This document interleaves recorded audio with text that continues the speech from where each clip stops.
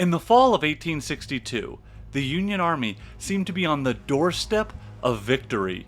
They had Lee's army in retreat from Maryland, in one truly decisive battle that destroyed the Army of Northern Virginia would break the rebellion's back. However, by summer of 1863, Lee's army was once again on the offensive into Northern territory, leading to a climactic battle at Gettysburg. But what happened between the fall of 1862 to the summer of 1863 that led to the Union Army to go from poised for victory to being on the brink of defeat? That would be the twin Confederate victories of Fredericksburg and Chancellorsville. Let's do an in-depth, deep dive into those two underrated but massively important battles.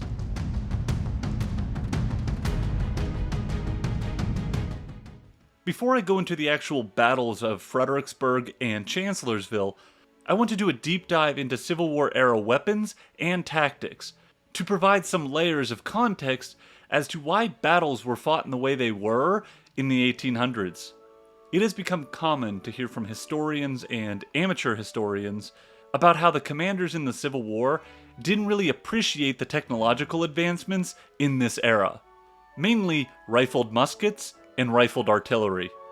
They go on to state that because of that underappreciation of war's advancing tech, that is why in Civil War battles, soldiers would be standing up, elbow to elbow, firing single-shot muzzle loaders by volley in neat parade ground lines.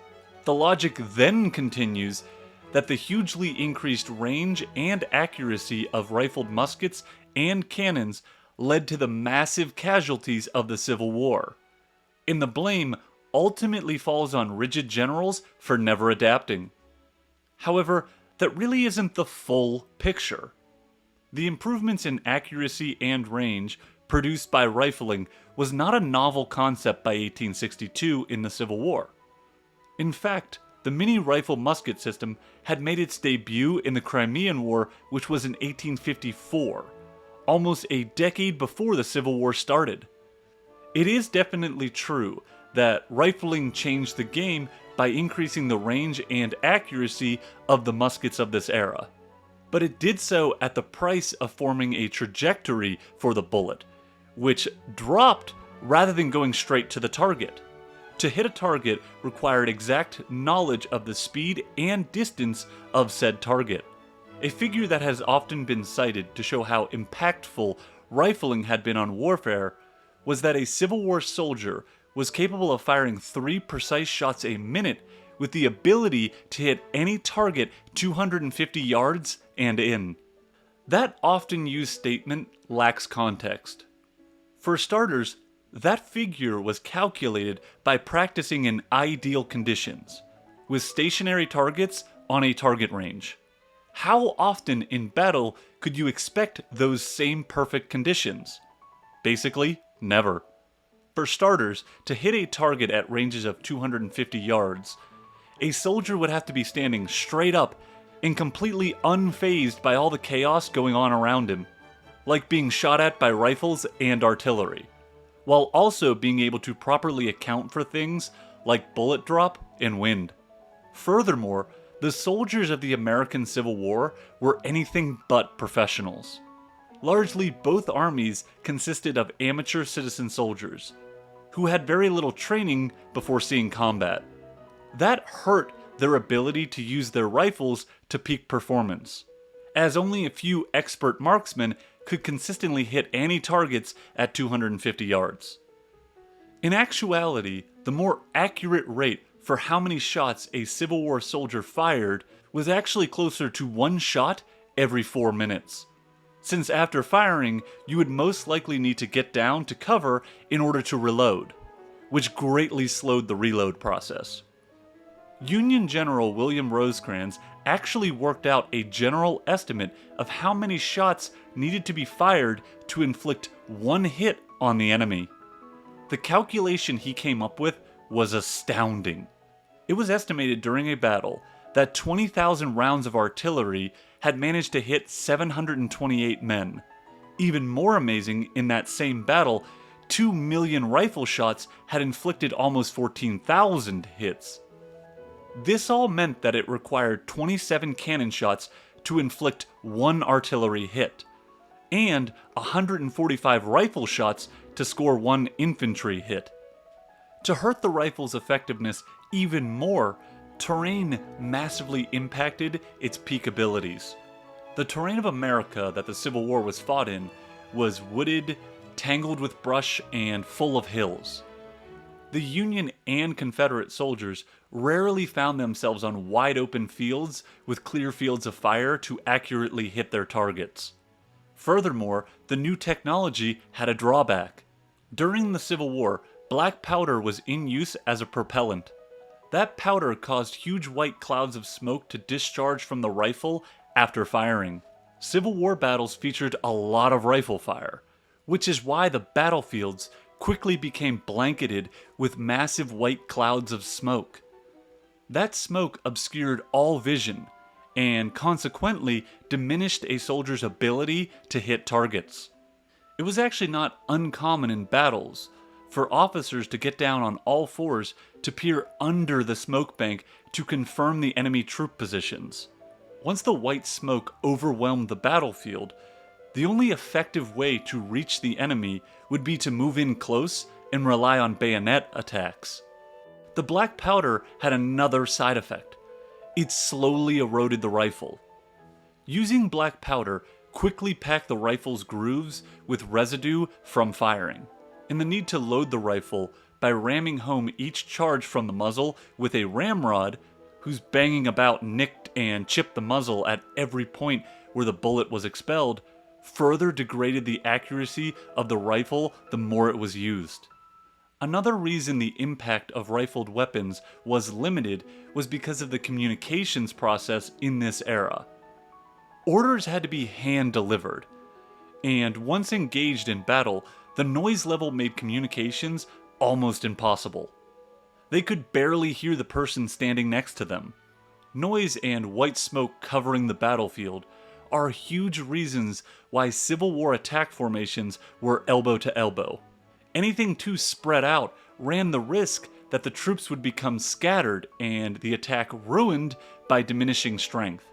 That is why the best way to ensure effective use of your infantry in this era was still with concentrated rifle fire and ultimately using the bayonet charge to push the enemy from his position. Let's move on to infantry tactics in this era. By the mid-1800s, infantry tactics had two main attack formations: line and column. The line formation was something the British regulars used effectively. In this approach, a unit would be spread out on a broad front into 2 or 3 lines. These lines allowed for effective volley of fire all across the front. The column approach, by comparison, was something the French favored. This approach massed troops behind a narrow front into a square-like shape. They could then be used like a battering ram to smash into and break an enemy's lines. Both approaches had positives and negatives. The line was very effective at delivering broad volleys of musket fire, while being relatively invulnerable to artillery fire, since artillery rounds could not hurt more than a handful of men, even in the event of a direct hit. The drawback of the line approach was that it was difficult to get it to move together or to move swiftly, especially over uneven ground. A line formation also didn't have as much of a strong punch at the point of attack, since the attack was more spread out and broad. Punch at the point of attack is where the column formation shined. A column could move very fast, very easily, and was flexible, which is how column attacks generated such tremendous forward momentum. That was a big positive, because columns spent less time exposed to rifle fire when they advanced. The defect was that the column presented a fat and tempting target to artillery, which could do hideous damage to a tightly packed column with just a few well-placed rounds. In the American Civil War, since both sides were primarily made up of amateur soldiers, they mainly relied on line attacks. Column attacks were something that took time to practice and perfect by professional soldiers. Especially since columns presented such fat and tempting targets, it took the extreme discipline of a professional soldier to ignore all of the risks around him and move in unison with the rest of the column. Professional soldiers were not something the United States had in great supply before the Civil War. The size of the US military before the Civil War was under 20,000 men, which was not even equal to one Civil War corps. Now, let's shift over to Civil War artillery. How were the big guns of this era used? And what kind of armaments were at their gunners' disposal? We'll begin with the types of ammunition gunners used. During the Civil War era, there were three main types of cannon shot that were used for three different ranges and tasks. The first type was the shell. This ammunition was time-fused to explode over the heads of oncoming infantry, spraying white-hot shards of shell or small lead over the heads of the advancing enemy. Shells were primarily used for long-range attacks, so anything up to 1,500 yards. The second type was the mid-range ammunition called solid shot. Solid shot is exactly what it sounds like: a solid cannonball. Gunners would aim to graze solid shot at 400 yards, so that it would ricochet at just the right level and smash into the enemy lines or columns. If neither shell nor solid shot stopped the attackers, the last resort was the use of canister at close range. Canister shot was a tin can filled with lead balls that could be directly blasted from the muzzle of an artillery piece, creating a 32-foot wide spread at 100 yards. What about the guns themselves? Smoothbore artillery represented the traditional backbone of Civil War field artillery, serving both the Union and Confederate forces from the first shots at Fort Sumter to the final campaigns. Smoothbore artillery, as the name suggests, featured smooth, non-rifled bores. This traditional design dated back centuries, but really reached its technological peak during the Civil War era. Unlike rifled artillery, which had spiral grooves cut into the barrel, smoothbores had simple cylindrical barrels that allowed for faster loading and versatility in ammunition types. The bronze Napoleon 12-pounder, model 1857, stands as perhaps the most significant artillery piece of the entire conflict. This versatile weapon could fire both solid shot and explosive shells with remarkable accuracy at ranges of up to 1,700 yards. At just under 2,500 pounds, it balanced power with mobility, allowing artillery commanders to be able to rapidly reposition themselves on the battlefield. Finally, let's give some depth to the cavalry in this era. Before the Civil War, the American military was reluctant to invest into cavalry forces.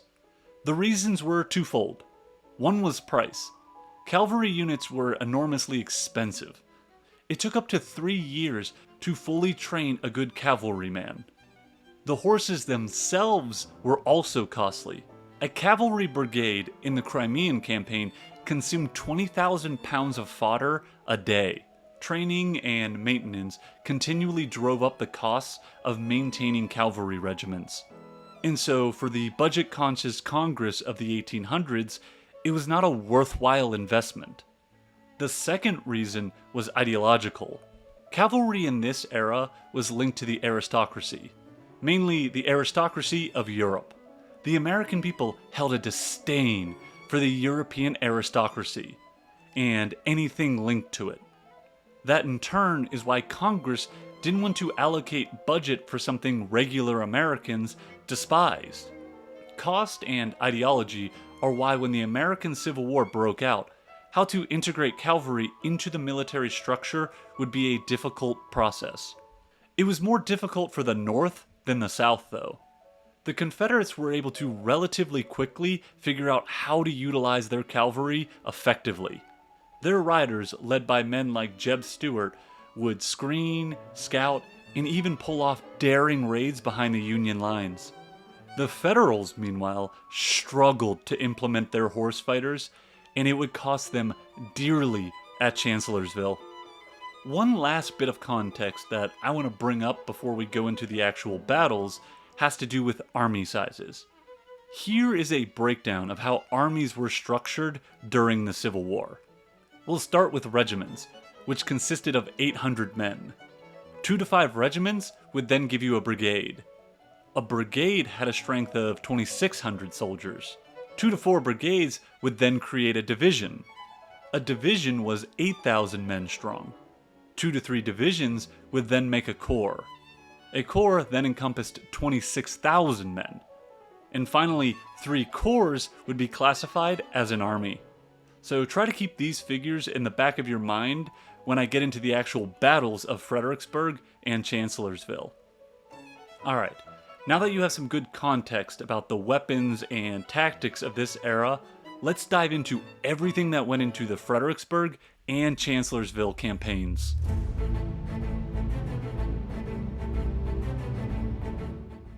In the fall of 1862, the Union armies seemed to be poised for victory. In the western sector, they had almost total control of the Mississippi. The only holdout for the rebels was Vicksburg. In the central sector, by mid-October 1862, Union armies had defeated the Confederate Heartland Offensive, which was an attempted invasion of Kentucky. Then, in the coastal sector, the Union naval blockade had significantly tightened throughout the year, causing shortages of everything within the Confederacy. That just leaves us with the eastern sector. In September of 1862, McClellan's Army of the Potomac had defeated Lee's invasion of Maryland by winning the Battle of Antietam. With Lee's army now retreating back into Virginia, the Federals seemed poised to crush the rebellion with just one decisive battle. And yet, that battle did not happen. McClellan delayed and dragged his feet in the aftermath of Antietam, which allowed Lee to reorganize his defense along the Rappahannock River in Virginia. After failing to pursue Lee's army with conviction, Lincoln dismissed McClellan from command. The dismissal of McClellan put Burnside in control of the Army of the Potomac in November of 1862. Burnside had taken over at a very precarious moment. Winter was fast approaching, which would mean the end of the 1862 campaign season. And so Burnside, freshly in command of the Army of the Potomac, would need to come up with a plan to defeat Lee's Army of Northern Virginia before weather prevented it. Burnside simply could not go into winter quarters without some kind of action against Lee. Avoiding battles is exactly why McClellan was dismissed. That's a lot of pressure for Burnside. He had virtually no time to get comfortable in his new position. He had to come up with a plan that would achieve fast results. That plan would have to solve the problem of the Rappahannock River. That river was like a wall the Union Army would have to breach in order to reach Richmond or Lee's army. Where and how to breach the Rappahannock would be the pivotal factor that decided the success or failure of Burnside. At this moment, the Army of the Potomac was stretched out, with its left flank on the Orange and Alexandria Railroad, and its right in the Shenandoah Valley. That positioning put them between the two halves of Lee's army, who had Longstreet in Culpeper and Stonewall Jackson in the valley. Lee was looking to be patient, waiting for opportunities to work against his enemy's flank and rear, while confronting the Federals only at a place of his choosing. Burnside was able to formalize a plan over his first week or so in command. Rather than defeating Lee's Army of Northern Virginia, the main objective of Burnside's offensive was a strike at Richmond. Burnside would concentrate his army around Warrenton to give Lee the perception that he intended to move his forces to Culpeper. At the same time, though, he would gather enough supplies and a strong enough force to move quickly towards Fredericksburg, roughly 30 miles southeast of Warrenton. By crossing the Rappahannock at Fredericksburg, the Army of the Potomac would have an open road to Richmond, which was only 55 miles away.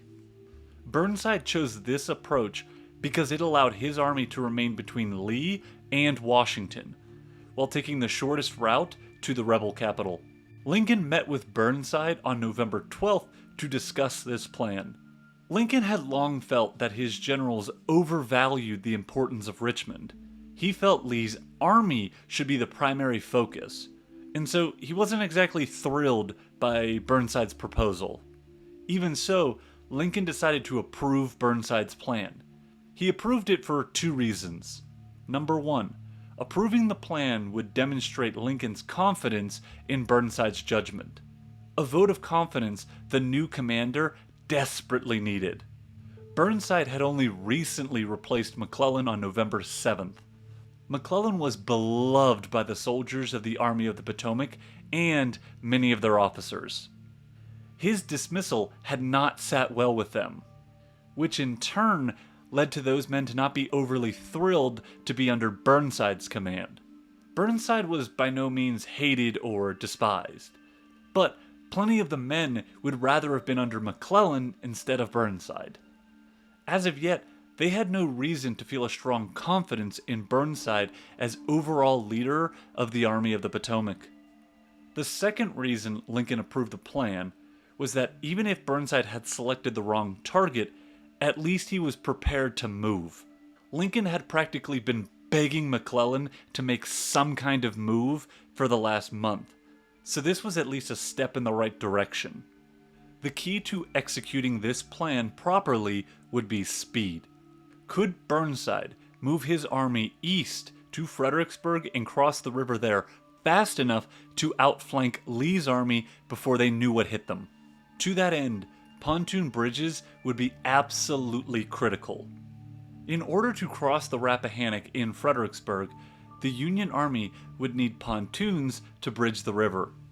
Even if Burnside's army moved swiftly and efficiently, without pontoon bridges, they would be stuck on the wrong side of the Rappahannock, giving Lee and his army time to deduce their plan. Burnside would need to move massive amounts of men, supplies, and pontoons to that town, all without Lee discovering evidence of their approach. That would be extremely tough, which in turn significantly narrowed the margin of error for Burnside's plan. Even a small delay here or there could open up a window for Lee to figure out where the Union forces were looking to breach the Rappahannock and then move to block them. Lee's army had the key advantage of being closer to Fredericksburg than Burnside's force, and it was already below the Rappahannock, so it didn't need to cross the river. Burnside's maneuver to outflank Lee was going to be a momentously hard task. In preparation for the offensive, Burnside reorganized the Army of the Potomac. He consolidated his 6 corps into 3 grand divisions. Edwin Sumner commanded 2 corps on the right wing. William Franklin had 2 corps on the left wing, and Joe Hooker had 2 corps in the center. Burnside hoped this reorganization would streamline the command structure and simplify their movements. However, it could just as easily produce confusion and hesitation once the grand divisions started moving. On November 15th, 1862, Sumner's Grand Division initiated the offensive, setting out for Falmouth, which is just opposite of Fredericksburg. Lee had noticed the Army of the Potomac seemed to be shifting east, and so he countered by pulling in Jackson's men from the valley and destroying the railroad track between Aquia Creek and Fredericksburg in order to hurt Union logistics during any possible advance in that region. Fredericksburg itself seemed like it could be a target for a Union crossing, which led Lee to reinforce that town. Lee was hoping to avoid any large-scale engagements before the coming winter ended the campaign season. His men were exhausted from near constant campaigning from August through September of 1862, fighting major battles like Second Manassas, South Mountain, and Antietam before embarking on a long journey back to Virginia. The Army of Northern Virginia was also in desperate need of supplies for the coming winter season. They were low on everything, from boots to shoes to jackets to ammunition and food. All of those factors led to a Confederate army which had a low morale at this point. They were tired of fighting and desperately needed a rest. Lee wasn't even totally confident his army could fight a major battle at this point. That is why he hoped to outmaneuver Burnside to end the year. Burnside's Army of the Potomac had difficulties in their offensive immediately. The pontoons, which were vital to cross the river at Fredericksburg, had not arrived in Washington for transfer to the front by November 15th. At this rate, those pontoons might not even leave the Washington area until November 17th, which is when Sumner's men were supposed to be arriving at Falmouth.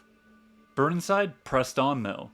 He believed he still had enough time to outflank Lee, and so Sumner's forces were allowed to continue. Unfortunately for Burnside, those pontoons did not leave Washington until November 19th, and the army did not receive them until November 25th. The pontoons arriving that late basically eliminated the Federal forces' element of surprise. By November 25th, when the pontoons arrived, Lee would be fully aware of their planned crossing point. Another issue came up though. For the campaign, the Army of the Potomac was dependent on supplies being shipped from Aquia Creek to Falmouth and Fredericksburg by a rail line that ran for 10 miles.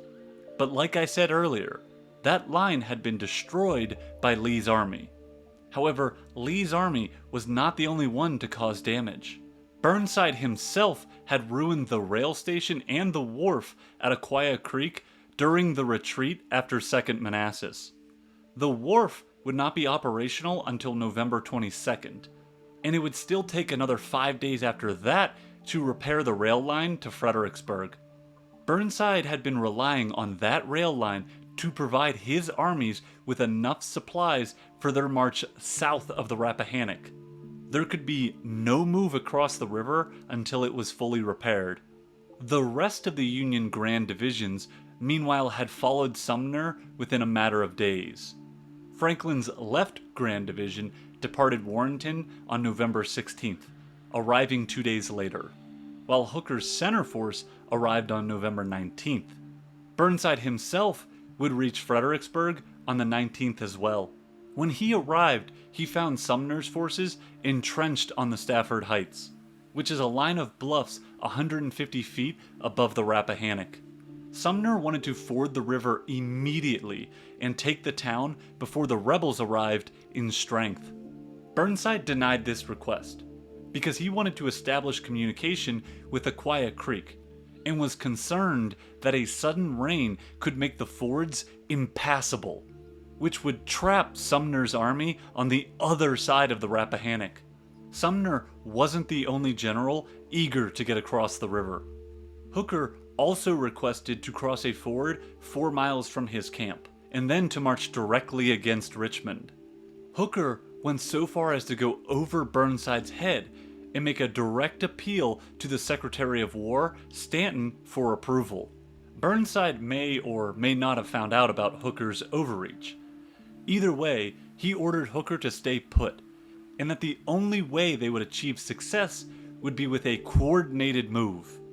The eagerness by generals and the soldiers of the Army of the Potomac came from a concern that with each passing day, the likelihood of Lee figuring out Burnside's plan grew. Burnside had done a good job of keeping Lee off guard. He left his reserves, under Franz Sigel, in the west near Centreville to threaten Lee's left flank at Gordonsville. However, by November 18th, Lee had enough concrete intelligence to deduce that the Union move to Fredericksburg was not a diversion, but the main Federal target. Lee would respond by sending Longstreet's men to reinforce the small garrison at Fredericksburg. They arrived in force on November 19th. Jackson stayed in the valley though. He was to threaten Federal communication or guard against any trickery. Jackson had prepared his men to be ready to march to Longstreet's aid at a moment's notice. Lee arrived in Fredericksburg on November 20th, and he felt this was a horrible location for his army to fight. The Federals held a key advantage of terrain if they concentrated their artillery on the dominant northern heights. If Burnside crossed the river, Lee felt he would no doubt do so in a flanking move. In that event, Lee would be forced to fall back 30 miles south to the North Anna River. The terrain there presented more favorable odds for Confederate counterattack opportunities. As well, a battle on the North Anna would force Burnside to extend his lines of communication and supply across two rivers. By November 22nd, the weather continued to get worse. Rain and cold temperatures made life for the Union and Confederate soldiers miserable. By this time, Lee had managed to gather a force of 40,000 men at Fredericksburg. Jackson was still to the west, but his 34,000 men were in a flexible position. They could threaten Burnside's rear, or march quickly to Fredericksburg. The interior rail lines of the Confederacy gave Jackson this flexibility. The availability of Jackson's men, Lee hoped, would discourage Burnside from attempting to cross the river. Burnside's army on November 22nd was not prepared to advance. The railroad at Aquia Creek still needed several more days to be completed. It was then suggested to Burnside that he should consider crossing farther downstream, where his supplies could be floated to him. Burnside was feeling under immense pressure to find some way to breach the Rappahannock. The pontoon's late arrival and the prolonged construction of the rail line from Aquia Creek had caused delays which forced the Union Army to still be sitting north of the Rappahannock from Fredericksburg as December came increasingly closer. The arrival of December would bring even colder weather, which was very bad news for the Army of the Potomac, since it had over 30,000 men listed on sick rolls. Men on both sides of the river had started to believe it was possible that no attack would be launched until the new campaign season of 1863. That was wishful thinking. Burnside had to make some kind of effort to breach the Rappahannock. Lincoln wanted movement. He had sacked the popular McClellan because he had delayed action too often. The Federals had tried advancing on nearly every other possible route to Richmond, by way of the Peninsula, Culpeper, the Valley, and now they must try the Fredericksburg route. Since November 25th, Lee had recognized it was incredibly likely the Union Army would make some kind of move before winter set in. He felt that if Burnside moved to winter quarters without a fight, the Northern press, politicians, and the public would be livid, considering such a move a timid defeat for the Army of the Potomac. In late November, on the 29th, Burnside met with Lincoln to talk about the offensive. Lincoln suggested that Burnside should place a force of 25,000 men at Port Royal, and another 25,000 on the north bank of the Rapidan River. These two armies could then cross the river and threaten Lee's rear, forcing the rebels to then fall back, at which point Burnside's main army could cross the Rappahannock at Fredericksburg. From there, the three Union armies could converge and have the option of marching on Richmond or turning to crush Lee's army. Halleck and Burnside both shot down Lincoln's plan, since it would be logistically impossible and time-consuming to muster those two additional forces on the flanks. Even though the plan was scrapped, it showed that Lincoln's mindset was still thinking of the attack before winter fully set in. That mindset and Lincoln's suggestions of a flanking move must have made an impression on Burnside. At the end of November, Burnside announced that he had a plan to breach the Rappahannock. He would cross at Skinker Neck, 14 miles downriver from Fredericksburg, and a few miles above Port Royal. He hoped this movement would force the outnumbered Lee back to Richmond. Lee had actually anticipated this move. To counter any Union flanking move by way of the Skinker Neck Ford, he had by December 1st brought Jackson's corps to the Fredericksburg area. They would cover several critical spots. A.P. Hill guarded Hamilton's Crossing, located at the southern base of the 40-foot-high Prospect Hill, and along the Richmond, Fredericksburg, and Potomac Railroad. Taliaferro was positioned 4 miles beyond Guinea Station. Daniel Hill's division marched to Port Royal. And finally, Jubal Early headed for Skinker's Neck. Not only had the Confederates now blocked every point at which Burnside might challenge them, they also held enormous tactical and strategic advantages of working on interior lines. Lee was ready to challenge the Army of the Potomac if it dared try to breach the Rappahannock. As the weather continued to fluctuate over the first week of December, between rain, freezing temperatures, and bouts of warm weather, Burnside decided to meet with his commanders on December 9th.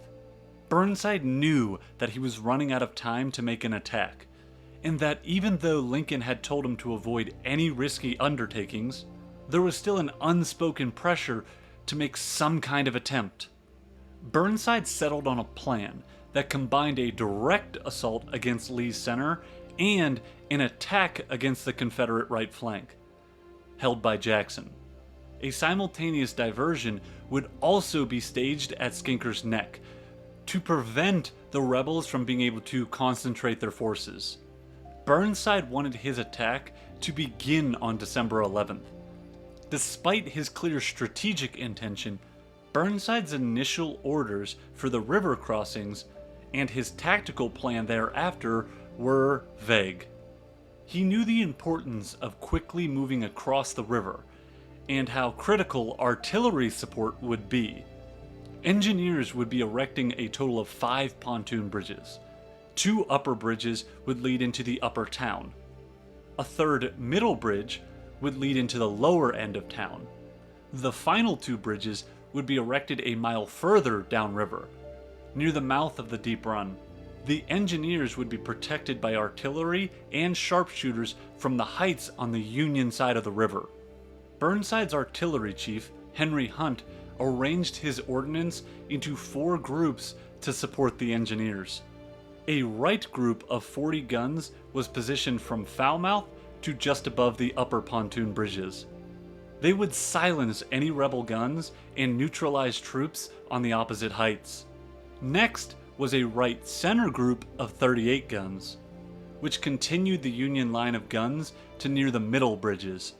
They would cover the advance of the Federal troops directly into the town, while also keeping any enemy troops out.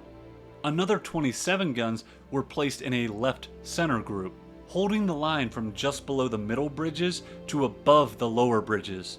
They would prohibit the rebels from occupying the plain between Hazel Run and Deep Run, which would deny the enemy a staging area for any possible flanking movement against either the middle or lower bridges. Finally, a left group of 42 guns would cover the lower bridges and protect the Federal left flank. The infantry divisions had less precise instructions, but had a rough plan. Sumner's 2 corps drew the most difficult assignment. They would drive straight into Fredericksburg across the upper and middle bridges. Hooker's men would then follow them, as Sumner continued on through Fredericksburg to take Marye's Heights. Once Hooker was across, he would pivot to the right to protect Sumner's right flank. Hooker also had to be ready in case he needed to shift men to support Franklin's Grand Division. That Grand Division would cross the river by way of the lower bridges and move south along the old Richmond Road. This is where Burnside's orders get murky and controversial.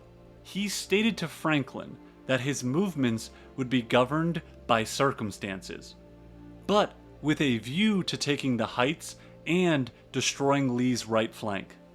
Even more remarkable, these plans of attack were only delivered to Sumner, Hooker, and Franklin on the actual morning of the attack. The Battle of Fredericksburg was in motion.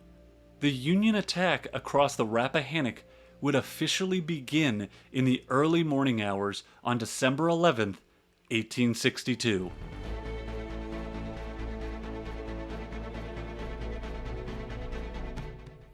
The engineers of the Army of the Potomac began construction on the pontoon bridges to cross the Rappahannock in temperature well below freezing, with a fog obscuring their movements. In their immediate vicinity, the rebels had 1,500 men under William Barksdale, who were in strong defensive positions in the town of Fredericksburg. At 5 a.m., Barksdale's men had gained visibility of the pontoons and began opening fire on the engineers. This was a critical moment in the battle. Lee knew he could not prevent Burnside from crossing the river.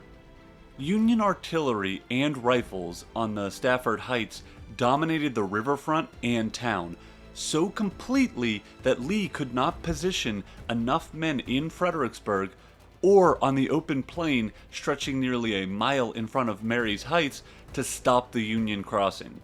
As well, Lee's artillery could not bombard the bridges without risking hitting the town. Fredericksburg was a Confederate town after all, and so that risk was out of the question. That is why Lee could only hope to slow down the Federal crossing and make any initial advance difficult. That became Barksdale's mission: delay the Union crossing as long as possible, until Lee could recall Jackson's far-flung divisions and organize a defense. Barksdale's men did an excellent job of making the pontooners' lives a living hell. His sharpshooters kept up fire at those bridges consistently and effectively, which hurt the bridge-building process. By about 12:30 p.m., the Federals recognized the need to concentrate the full weight of their artillery on the town.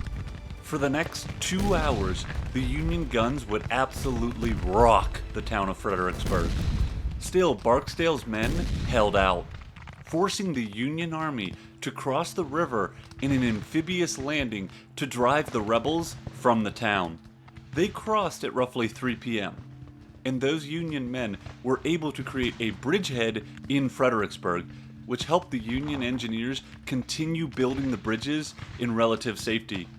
However, this Union amphibious force was not strong enough to completely drive Barksdale's men from the town.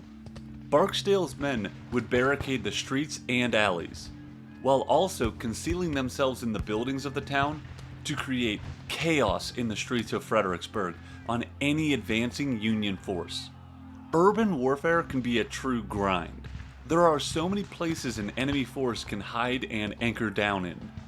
The Confederate Army proved how a small but determined force could make it a nightmare to clear an urban center even when being confronted by superior numbers.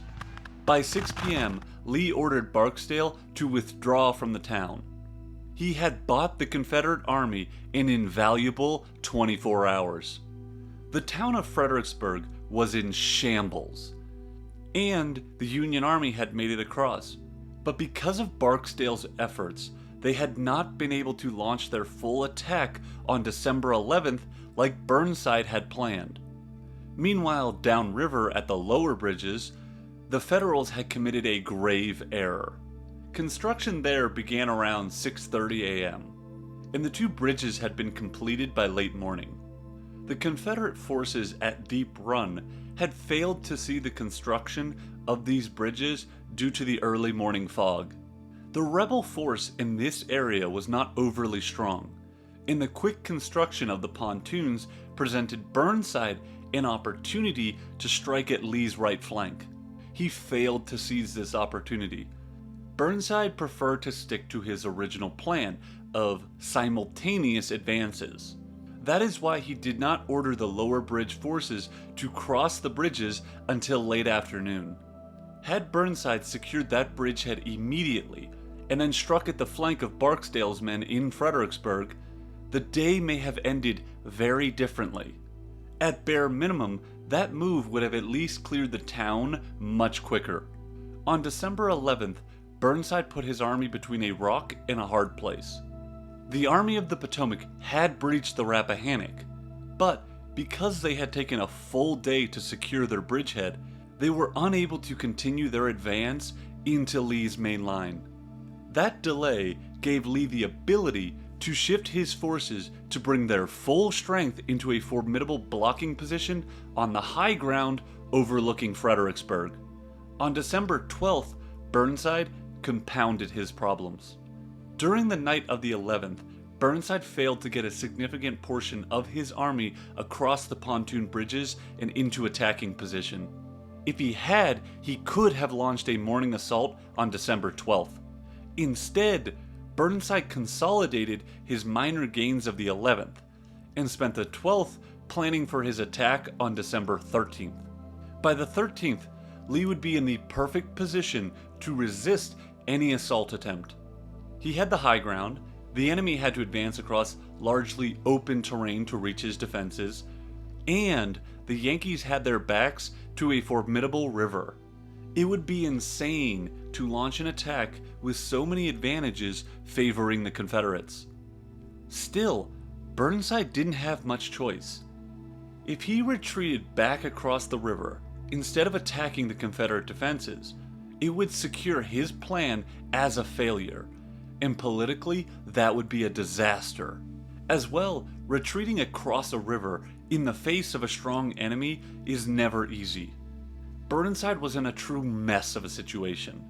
He would have to come up with a new plan to try and crack Lee's line, in order to save himself and his army from disaster. On the 12th of December, Burnside spent the day observing the rebel positions from the Stafford Heights, talking with generals, and formulating a plan of attack. Since withdrawing wasn't an option, the best path forward seemed to be a direct assault against both of Lee's flanks. Yet, even this option wasn't ideal. To cross the broad plain between Fredericksburg and the rebel guns on Marye's Heights would be perilous. On Burnside's left, he found another open plain loaded with danger to an advancing army. Numerous ditches and hedges provided good cover for the enemy, while making it difficult for his own men to maneuver. By midnight, Burnside had a plan that he had verbally committed to Franklin. Burnside learned that Lee had connected the two wings of his army by constructing a military road behind his defensive line. Burnside was going to use that road to destroy Lee. He would delay his attack on the Confederate left until Franklin could stagger the enemy on the right and gain control of that key road. Once in control of that road, Franklin could then turn and roll up Lee's flank, while Sumner simultaneously launched an attack on Longstreet's men. They would crush the rebels with pure brute force. Essentially, Burnside would start with a strike at Lee's right. After taking control of the right, this would create a massive threat to Lee's flank, which in turn would force Lee to divert troops from his left to his right, which would then create an opportunity to strike at Lee's vulnerable left. Sumner and Franklin could not place their men in motion until they received specific written orders to do so, and so Burnside would spend much of the night considering those written instructions. On the morning of December 13th, the river valley was once again covered in fog. At 7:30 a.m., Franklin and Sumner received their orders. The orders were as foggy as the weather. They lacked precision, and they contradicted what Burnside had told Franklin the previous night. Burnside's orders did not call for the massive assault in force that Franklin had expected. Instead, Burnside directed him to use a division at least to seize, if possible, the height near Hamilton's Crossing. A division, and not a full corps attack, was being ordered. For context, remember, a Civil War division was 8,000 men, while a corps was 26,000 men. Burnside also added a layer of caution to the order, telling Franklin to take care to keep the attack division well supported and its line of retreat open.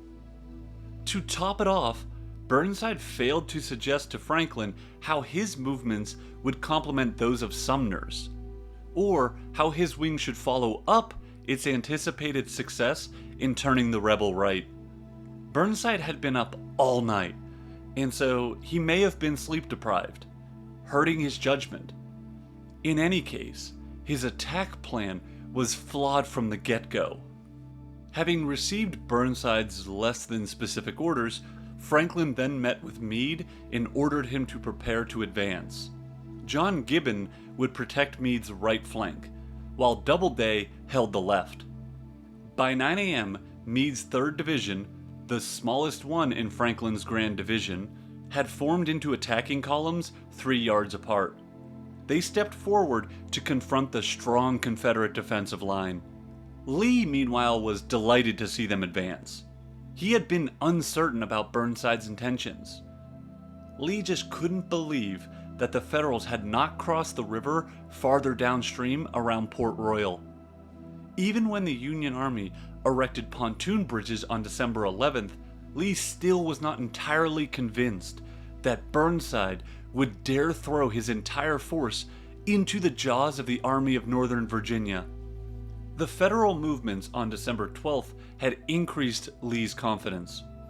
He had offered only minimal resistance when Burnside had moved the majority of his army south across the Rappahannock on that December 12th date.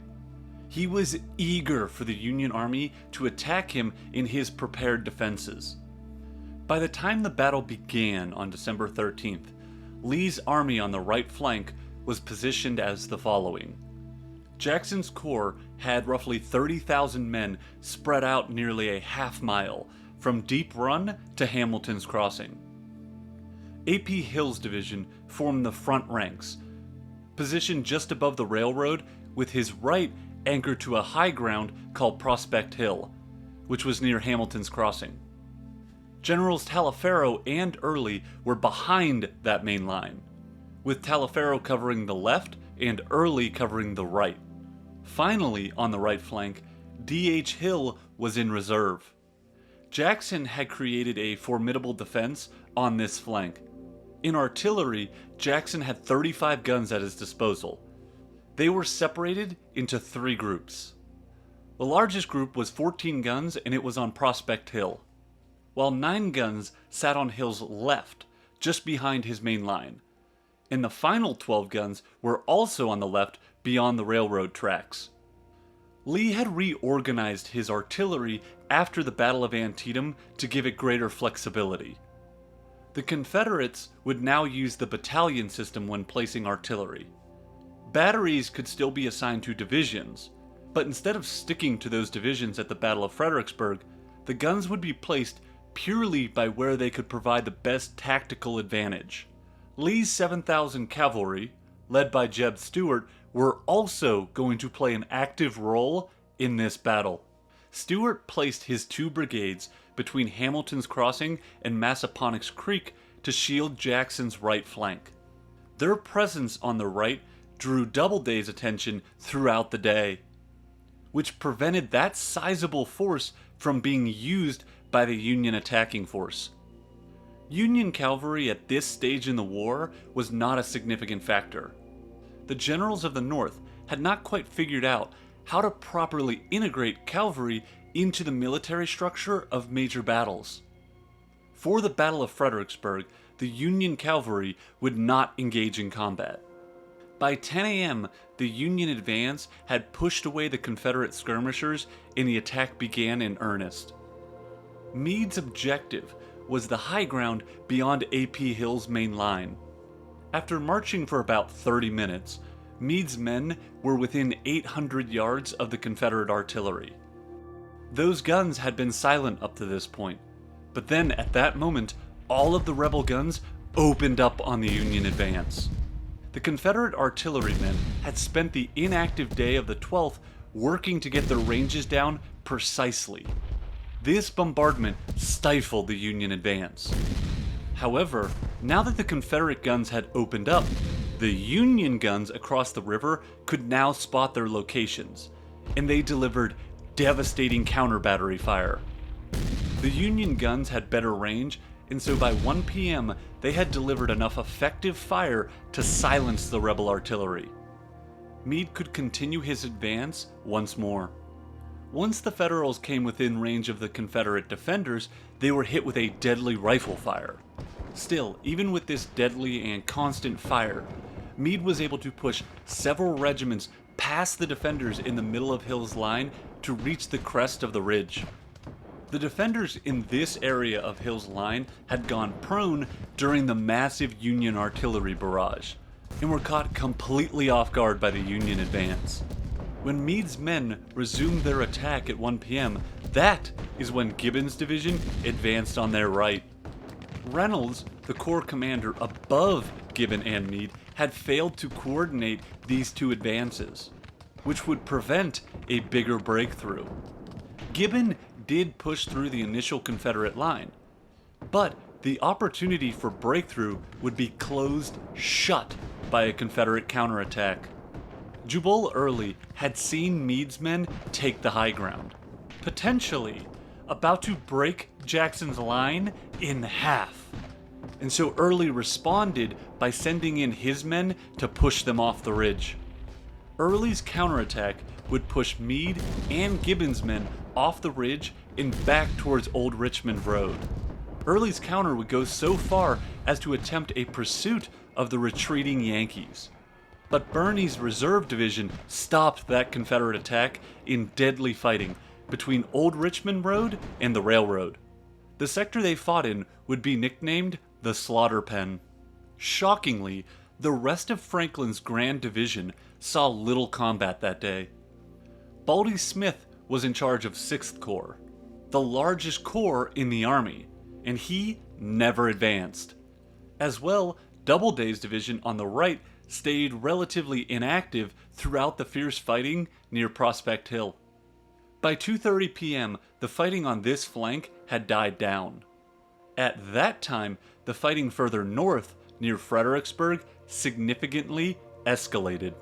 Sumner's Grand Division, which was positioned from Deep Run through the town of Fredericksburg, was supposed to stay put until Franklin had gained control of the military road in position to roll up the right flank.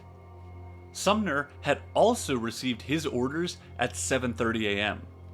However, his orders were much more clear. He was to storm the Mary Heights when ordered forward. By 11 a.m., Franklin's men hadn't seriously engaged Jackson's yet. That is when Burnside started to feel anxious. Burnside felt that a move with Sumner's men on the right could help reduce the resistance Franklin's men would be facing. At the start of the day, Burnside had intended to use his left wing to fix the enemy right flank, which would in turn force the Confederates to send their reserves to that flank, opening up the Confederate left flank to attack. Burnside then flipped it. He was now hoping to use his right wing in an attack on the Confederate left flank in order to pull Confederate forces away from their right flank, facilitating a breakthrough for Franklin's men. Burnside ordered Sumner to attack Mary's Heights with one division closely supported by a second. Couch's 2nd Corps was chosen for the task. Once again, the Confederates could not believe their good fortune, as thick blue columns funneled out of the town, poised to strike at Lee's left flank. What amazed the rebels was that the Yankees did not try to outflank Lee by crossing upriver. Rather, just as they had waived the opportunity to cross below Hamilton's Crossing, the Federals seemed determined to strike at the strongest part of the Confederate line. Longstreet had positioned his 5 divisions superbly. Richard Anderson anchored the left, on a 50-foot hill named Taylor's Hill. John Hood's men held the right flank, where they merged with Jackson's left flank across the valley of Deep Run. Lafayette McLaws's men sat above the town on Mary's Heights, while Pickett straddled the ridge above Hood. And finally, Ransom's division stood in reserve. The most notable feature of these defenses was a 400-yard-long, breast-high stone wall that ran along Telegraph Road. The Union men were attempting to attack a well-entrenched enemy across an open plain.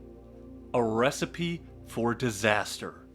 When the Federal troops stepped out of Fredericksburg around noon, they found themselves exposed on a broad, nearly unobstructed plain.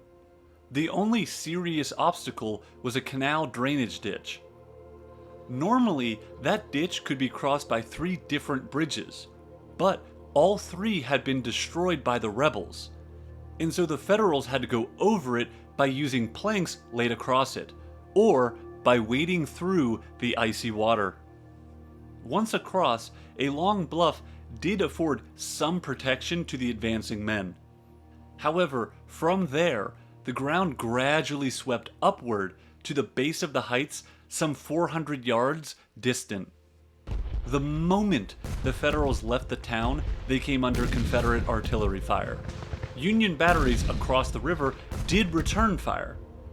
But as their infantry advanced, the Federal guns became concerned that their fire may land short and hit their own men. And so they were forced to stop firing. Consequently, rebel gunners dominated the plain in front of Mary's Heights. Confederate artillery would pour deadly crossfire into the right and left of the Union advance. The rebels actually had 2 huge 4,200-pound Parrott rifled guns situated on the left. When the Union men passed over the bluff, they experienced the first wave of massed Confederate musket fire. The effect was terrific. The Yankees continued to drop like flies, left and right, from the fierce and near constant fire. They would get no closer than 100 yards from the rebel positions.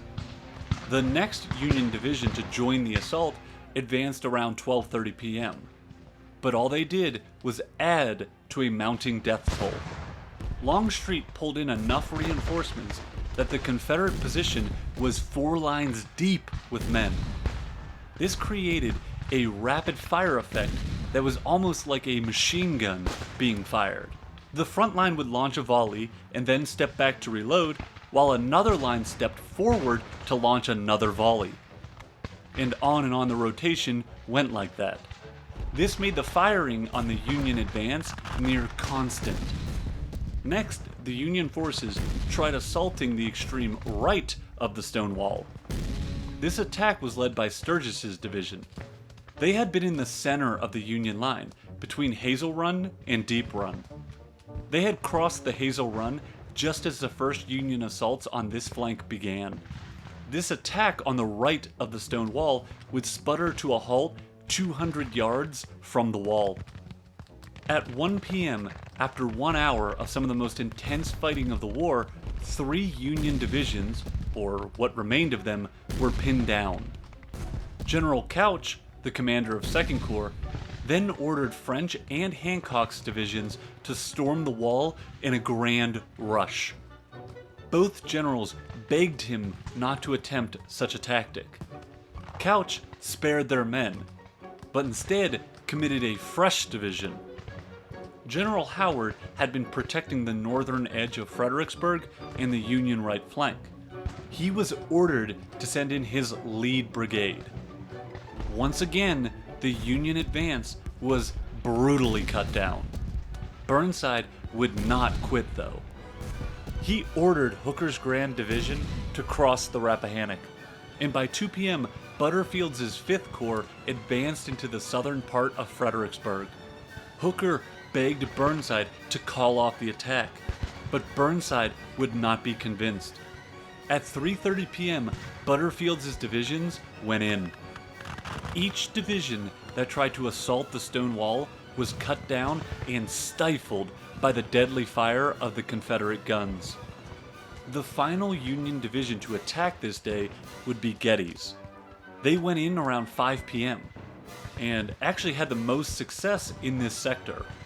That was due to the day turning dark, which hurt visibility for the entrenched rebel defenders. Still, Longstreet's men were able to hold off this final Union assault. As darkness fell on the battlefield, the Federal Army retreated away from the stone wall and into the town. The battle had been a resounding defeat and a massacre of epic proportions.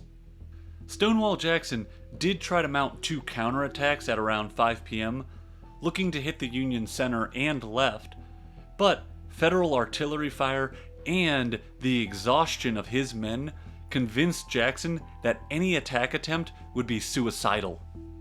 December 13th sputtered to a close with sporadic rifle and cannon fire. The Battle of Fredericksburg was over. It was a massive Confederate victory. They had lost only 6,000 casualties, compared to the Union's over 12,000 casualties.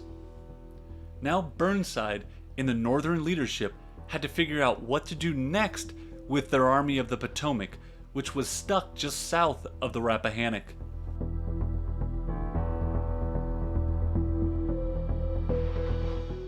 As the morning of December 14th dawned, Lee believed that because Burnside had committed himself this deeply so far, he would have to attack again. The rebel army held every advantage of terrain, and Lee saw no reason to assume the offensive at this stage in the battle, and so he ordered his men to form breastworks and entrench themselves in anticipation of another hard fight. Burnside initially planned for another attack starting at 10 a.m., but he was discouraged from attempting it by his subordinate generals. The day would then slowly linger on without any action. Burnside had finally come to the conclusion that he could not unlodge the rebels from their strong positions, and the time had come to abandon the offensive. Finally, at 7 p.m. on December 15th, the Army of the Potomac slipped back across the Rappahannock River. The retreat was masterful. Burnside had extracted his army from a bad box while the rebels hadn't suspected a thing. However, a smooth retreat was not a real victory the Army of the Potomac could get excited about. Lee, for his part, has received ample criticism for letting the Union Army slip away right out from under his nose. He had them pinned into a brutal spot, and may have been able to deliver a knockout blow to the Army of the Potomac. The main criticism is that Lee did not launch an attack on December 14th, when the Union Army was broken and demoralized, with their back against the river. Is that fair, though? Did Lee really blow an opportunity at Fredericksburg? Any offensive move by Lee would have been terribly risky. The Federals had fortified their lines. As well, their artillery on the opposite side of the river had delivered terrifying fire throughout the battle. And that was when the rebels were in strong defensive positions, and not on the offensive. If Lee's army took the offensive, they would be fully exposing themselves to that cannon fire.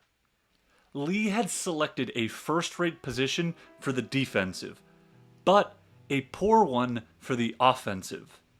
Most importantly, Lee's army was ready for winter quarters. They had been fighting hard campaigns for several months at this point. An attack on the 14th or the 15th would have put the Army of Northern Virginia into an unacceptable risk, especially with the end of campaign season so close at hand. The reaction in Washington to the defeat at Fredericksburg was explosive. On the week of December 16th, a group of influential senators, including Benjamin Wade, Charles Sumner, James Grimes, and William Fessenden, met in a caucus to propose substantial changes in the government. Wade wanted the Senate to insist that the moderate Seward resign from the cabinet immediately, and that a military dictator loyal to the Republican Party be named to lead the army. Much of this agitation was actually caused by Lincoln's Secretary of the Treasury, Salmon P. Chase. He told radical friends that Lincoln refused to consult with the cabinet on important issues, and relied on the wrong people for advice. Chase was hoping to emerge as the cabinet's senior member after Lincoln gave in to the Senate's demands and ousted Seward. Seward became aware of what was coming and immediately submitted his resignation to Lincoln. Lincoln's very presidency was hanging in the balance at this moment. On December 18th and 19th, he agreed to meet with the senators, and was able to use those meetings to maintain control over his presidency. He accomplished this by way of a very clever strategy. During a meeting with his cabinet and those influential senators, Lincoln looked to address the claim that he had not been consulting with his cabinet, and that his cabinet was internally fractured. Lincoln boldly called on each one of his cabinet members to state whether there had been any want of unity or of sufficient consultation. The cabinet members then, one by one, agreed that they had been consulted on important matters. This put Chase in a very embarrassing position. He was the main ringleader of agitation, and if he now repeated his frequent complaints, his disloyalty would be apparent. And if he supported Lincoln's statement, it would be evident that he had deceived the senators. Ultimately, Chase conceded that Lincoln had consulted the cabinet on important issues, and that the cabinet was indeed unified. Lincoln had kept control of his presidency.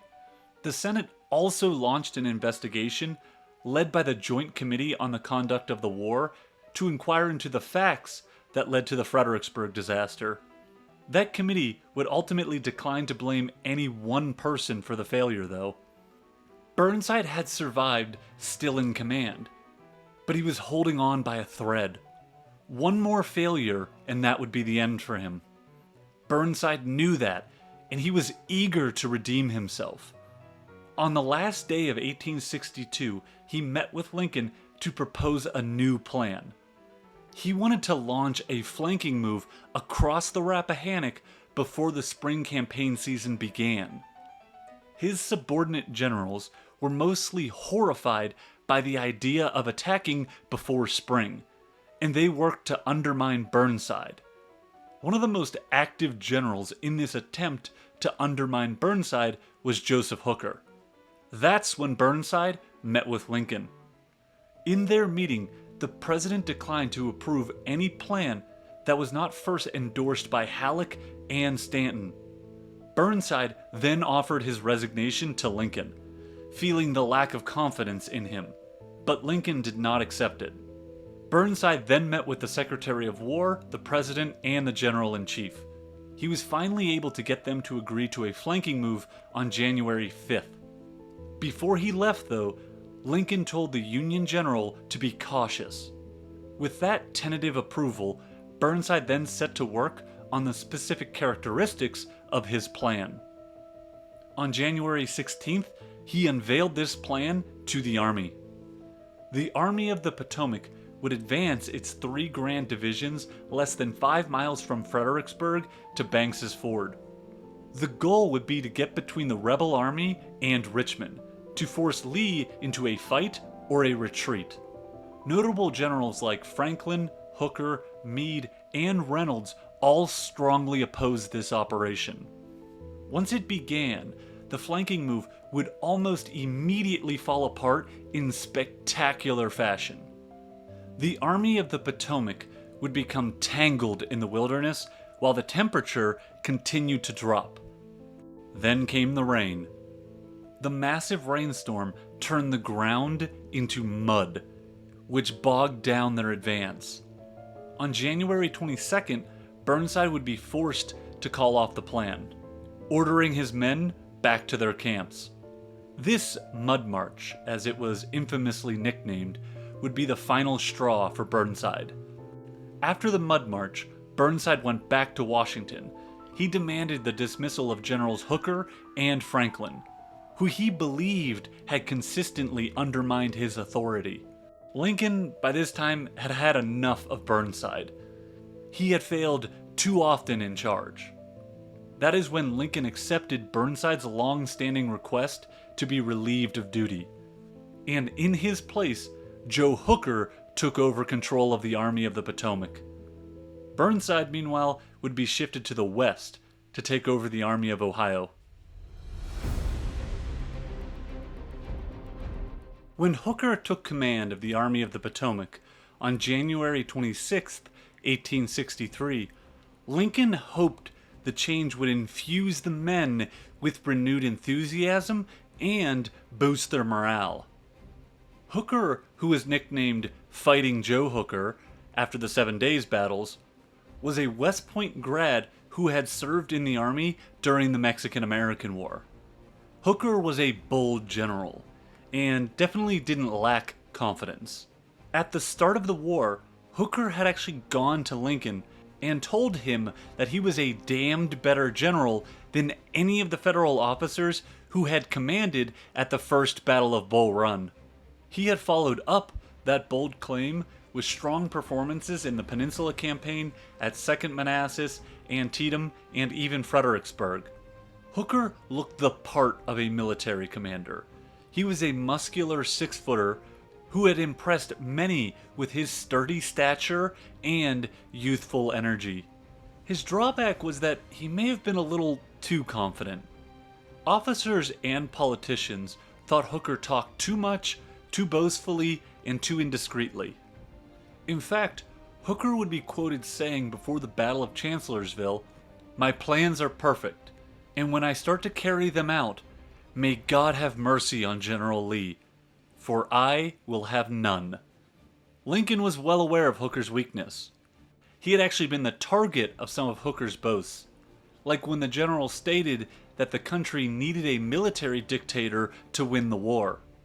Hooker had one other possible weakness of note: women, especially low-class women of the night. Joe Hooker is not fully how prostitutes became known as hookers. The term hooker was used before he came into prominence, but his name became forever linked to prostitutes due to his alleged propensity to indulge in the services of low-class prostitutes. Lincoln did not have many options to lead the Army of the Potomac at this point. McClellan was out of the question, obviously. Rosecrans might have been an option, but he was a Western general. And the last time Lincoln put a Western general in the East, John Pope, it went poorly. Reynolds and Meade were both solid generals, but Hooker outranked both of them. You might be wondering why Grant wasn't an option. Well, for starters, he too was a Western general. However, more importantly, his stock wasn't exactly overly high at the end of 1862. Sure, he won a big victory at Shiloh, but that wasn't a clean victory, as his army had almost been crushed because of a lack of alertness. As well, after Shiloh, his attempt to take the strategically important city of Vicksburg had failed. It would take Grant conquering that Confederate strongpoint for his prestige to really start to take off. Upon receiving word of his appointment, Hooker rushed to Washington, where Lincoln praised his new commander, but also warned him he disapproved of Hooker's rash statements and subversive behavior, like when Hooker had worked behind the scenes to undermine Burnside. The president was willing to ignore those past errors if Hooker could go out and whip the rebels. Hooker humbly accepted this chastisement and asked for one favor. He wanted to directly report to Lincoln and not Halleck. Halleck and Hooker had a running feud over a decade old at this point. Lincoln granted this request. Once Hooker returned from Washington, he set about reshaping the Army of the Potomac. His reforms would go a long way to help improve the morale and fighting capabilities of his army. Hooker made sure his soldiers were paid on time. He cut down desertion rates by increasing furloughs and giving more stern punishments for those caught trying to desert. He also improved the quality of food served to soldiers and fixed sanitation conditions by building new hospitals and creating new regulations for drainage ditches, rotation of campsites, and separation of sites used for latrines. Furthermore, Hooker kept his army busy to keep them in fighting shape. Hooker ordered frequent drills, reviews, and inspections. He also created numerous construction projects. All of these types of tasks were meant to create a more organized and professional army. In the Fredericksburg battle, for example, the Union soldiers had engaged heavily in looting. That type of behavior would not be tolerated under Hooker. Hooker also reorganized his army in more formal ways. In February, he scrapped Burnside's grand divisions and returned to a system of corps organization. This would give Hooker less direct control of the army, as instead of 3 field commanders, they would now have a total of 8. For corps commanders, he put the following in charge. Reynolds took 1st Corps, Couch had 2nd Corps, Sickles got 3rd Corps, Meade took over 5th Corps, Sedgwick gained 6th Corps, Sigel would lead 11th Corps, and finally Slocum got the 12th Corps. Sigel felt slighted at this arrangement since he got the smallest corps, and so he requested and received a leave of absence. Oliver Howard would then take over as 11th Corps commander. Hooker also consolidated his cavalry into a single corps with George Stoneman in charge. This cavalry corps would have 4 divisions, under Pleasanton, Averell, Gregg, and Buford. Hooker also planned to use his horse soldiers in a more offensive capacity than they had been used in the past. Hooker wasn't done. Artillery was also changed. Rather than having one artillery chief who was in control of all of the guns, the Union Army would now allow corps commanders to decide how their guns should be used. Henry Hunt, the artillery chief, hated this, since it could hurt rapid and efficient tactical deployment of the artillery. Overall, the effects of Hooker's changes were extremely positive. The Army of the Potomac regained its fighting form and morale over the course of February and March of 1863.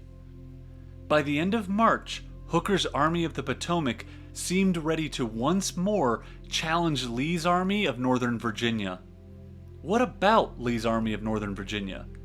What had they been up to while Hooker revamped his army? As 1863 began, Lee was confident. He believed deeply in his army's ability to whip the Yankees in any battle. But he had a problem. He needed more troops. The campaigns of 1862 had caused significant casualties, and so far the Confederate state had not done an efficient job replacing those men with new recruits. The number of men lost by death, discharges, and reassignments in Lee's army far exceeded the number of new recruits and conscripts he received. Furthermore, Lee had a food and forage problem.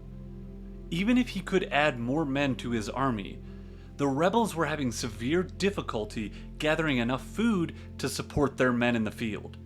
After all, every man who joined the front lines was one less man who could work on the farms or factories of the South. To make matters worse, the area around Fredericksburg had been picked clean by both sides.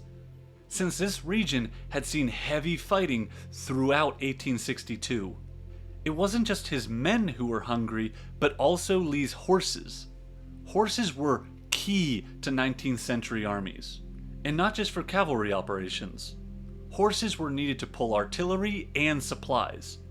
Without them, an army would be stationary and starve. Lee needed more fodder to prevent his horses from dying off and dooming his army. Lee was able to alleviate the food problem slightly. In mid-February, Hooker sent 9th Corps down the Potomac to Hampton Roads. This could have been a preliminary move before attacking Charleston or Wilmington, or even an attempt to occupy southeastern Virginia. Even worse though, that force could be moved to the James River, and if it wasn't checked, it would force Lee all the way back to Richmond. That would concede the Rappahannock line to Hooker without a fight. That is why Lee sent Longstreet with 2 divisions to Richmond. They would be positioned on the peninsula at Petersburg and around Suffolk. These were necessary deployments to protect the capital and to gather provisions from these untouched lands. The side effect was that Lee lost some 16,000 men from his strength on the Rappahannock. Lee's line at this point stretched about 25 miles, from Banks's Ford to Port Royal. Other than Longstreet's men near Virginia, Lee also had a force in the Shenandoah Valley. This dispersal of forces helped Lee's food supply, by enabling his armies to gather food and supplies from a broader area. However, that dispersal and his lack of animals made it impossible for Lee to contemplate any offensive movements at the start of 1863. Lee's army was roughly 62,000 men strong, and facing a Union army that seemed to have limitless potential. In February and March of 1863, in the northern states, a conscription act and a new national banking and currency system were signed into law. These acts placed 3 million men and $900 million at Lincoln's disposal. Lee could only dream of having those kind of resources. The South, by comparison, was running into massive inflation problems and food shortages on the home front. In early 1863, lack of bread would cause riots to break out in Virginia, Georgia, North Carolina, and Alabama. In a war of attrition, the North had a significant advantage. Even victories like Fredericksburg did not ensure success for the Confederacy. The North had the ability to easily replace their losses, while the South struggled to replace the men they lost. Lee knew the only way the South could win this war would be if they could open up a new strategic initiative in the North. However, he first needed to determine what Hooker would do next. On March 28th, Lee received some valuable information. The Union Ninth Corps, which was occupying Longstreet, was shifted to the west under Burnside's command. Burnside had took over control of the Army of Ohio after being dismissed from the east. It appeared likely that the Federals were massing for an attack on Bragg's forces in the west. Lee started calculating that if he brought Longstreet back to his army and used that combined strength to defeat Hooker's Army of the Potomac, it would open the door to advance north and threaten Washington. That offensive, in turn, would force Lincoln to reduce his forces in the west to meet Lee's threat. That scenario would provide the opportunity for both the Army of Northern Virginia and the Army of Tennessee to embark on offensive operations, perhaps being able to strike deep into Northern territory. The pressure was on. Lee had to decide what his next move would be, and fast. Spring was approaching, which meant a new campaign season was afoot. As early April arrived, Lee was not the only one eager to make a move. Hooker had met with Lincoln on April 6th and had formulated a plan for an offensive attack. Lincoln had met with Hooker because he had become concerned that his general was making the same mistake McClellan and Burnside had, which was prioritizing taking Richmond over defeating Lee's main army. Right before Lincoln left, he gave Hooker some final instructions. Lincoln warned his commander to avoid the mistake Burnside had made, stating, "I want to impress upon you, in your next fight, put in all your men." Lincoln was desperate. He needed a decisive victory. He understood that all the South had to do was not lose the war, while the North had to win it. Every Union defeat like Fredericksburg, every half victory like Antietam, eroded confidence at home and morale within the army. On April 11th, Hooker committed his strategic plan to paper. For the plan, Hooker would have his infantry march to block the major fords across the Rappahannock, which was the United States' Ford, Banks's Ford, and Kelly's Ford. Hooker's cavalry would then cross upriver at Kelly's Ford. Once the cavalry breached the Rappahannock, they would cut around Lee's left flank and into his rear to cut off Lee's retreat route to Richmond, while simultaneously causing chaos behind the main rebel defenses on the Rappahannock. That would force Lee's army off the Rappahannock line. Hooker still had not decided when or what point his infantry would cross the river, or what they would do once they crossed. Lee, for his part on April 11th, was suffering from a severe illness. He had convinced himself by April that Hooker would stay on the defensive still a little while longer. On April 14th, the Union cavalry reached the river crossing opposite of Culpeper. To Lee, this made perfect sense. Hooker had moved his cavalry recon away from the main body of his army because Hooker did not need them, since he wasn't going on the offensive anytime soon. Lee expected that Union cavalry to make a probe into the Shenandoah Valley region, and so he warned his cavalry around Culpeper to expect such an action. On April 14th, though, a terrible spring rainstorm occurred, which ended all military operations until April 24th. This delay gave Hooker time to tinker with his plan. Hooker had learned from intelligence gathering that Lee's men blocked the two main river fords where he hoped to cross his infantry, Banks's Ford and United States Ford. Hooker decided to exploit these concentrations by sending half of his infantry, so about 3 corps, to follow up behind his cavalry. The horse soldiers would gain Lee's rear as planned. Then the following infantry would cross the Rappahannock and swing downriver to cross the Rapidan, with the goal of moving against Lee's left flank. To distract Lee's attention from this bold move, 2 infantry corps would threaten a crossing at Fredericksburg, while the remaining 2 infantry corps looked poised to strike across Banks's and United States fords. When the flanking movement crushed Lee's left, the rebels would then be propelled south, and the remaining infantry would cross the uncontested Rappahannock and join in on the pursuit. Lee interpreted this movement of Federal troops to more upriver positions as a ruse, meant to draw his forces in that direction, which would then leave Fredericksburg weakly defended. Another reason Lee did not think the Union Army could execute any major offensive right now was that Hooker was supposed to be losing his short-term volunteers, men who had enlisted for only 9 months or 2 years. Lee estimated that roughly 40,000 men would be discharged during this time period in April. And so not until early May could Hooker start to make a move. Those men had actually controversially not been allowed to leave in April.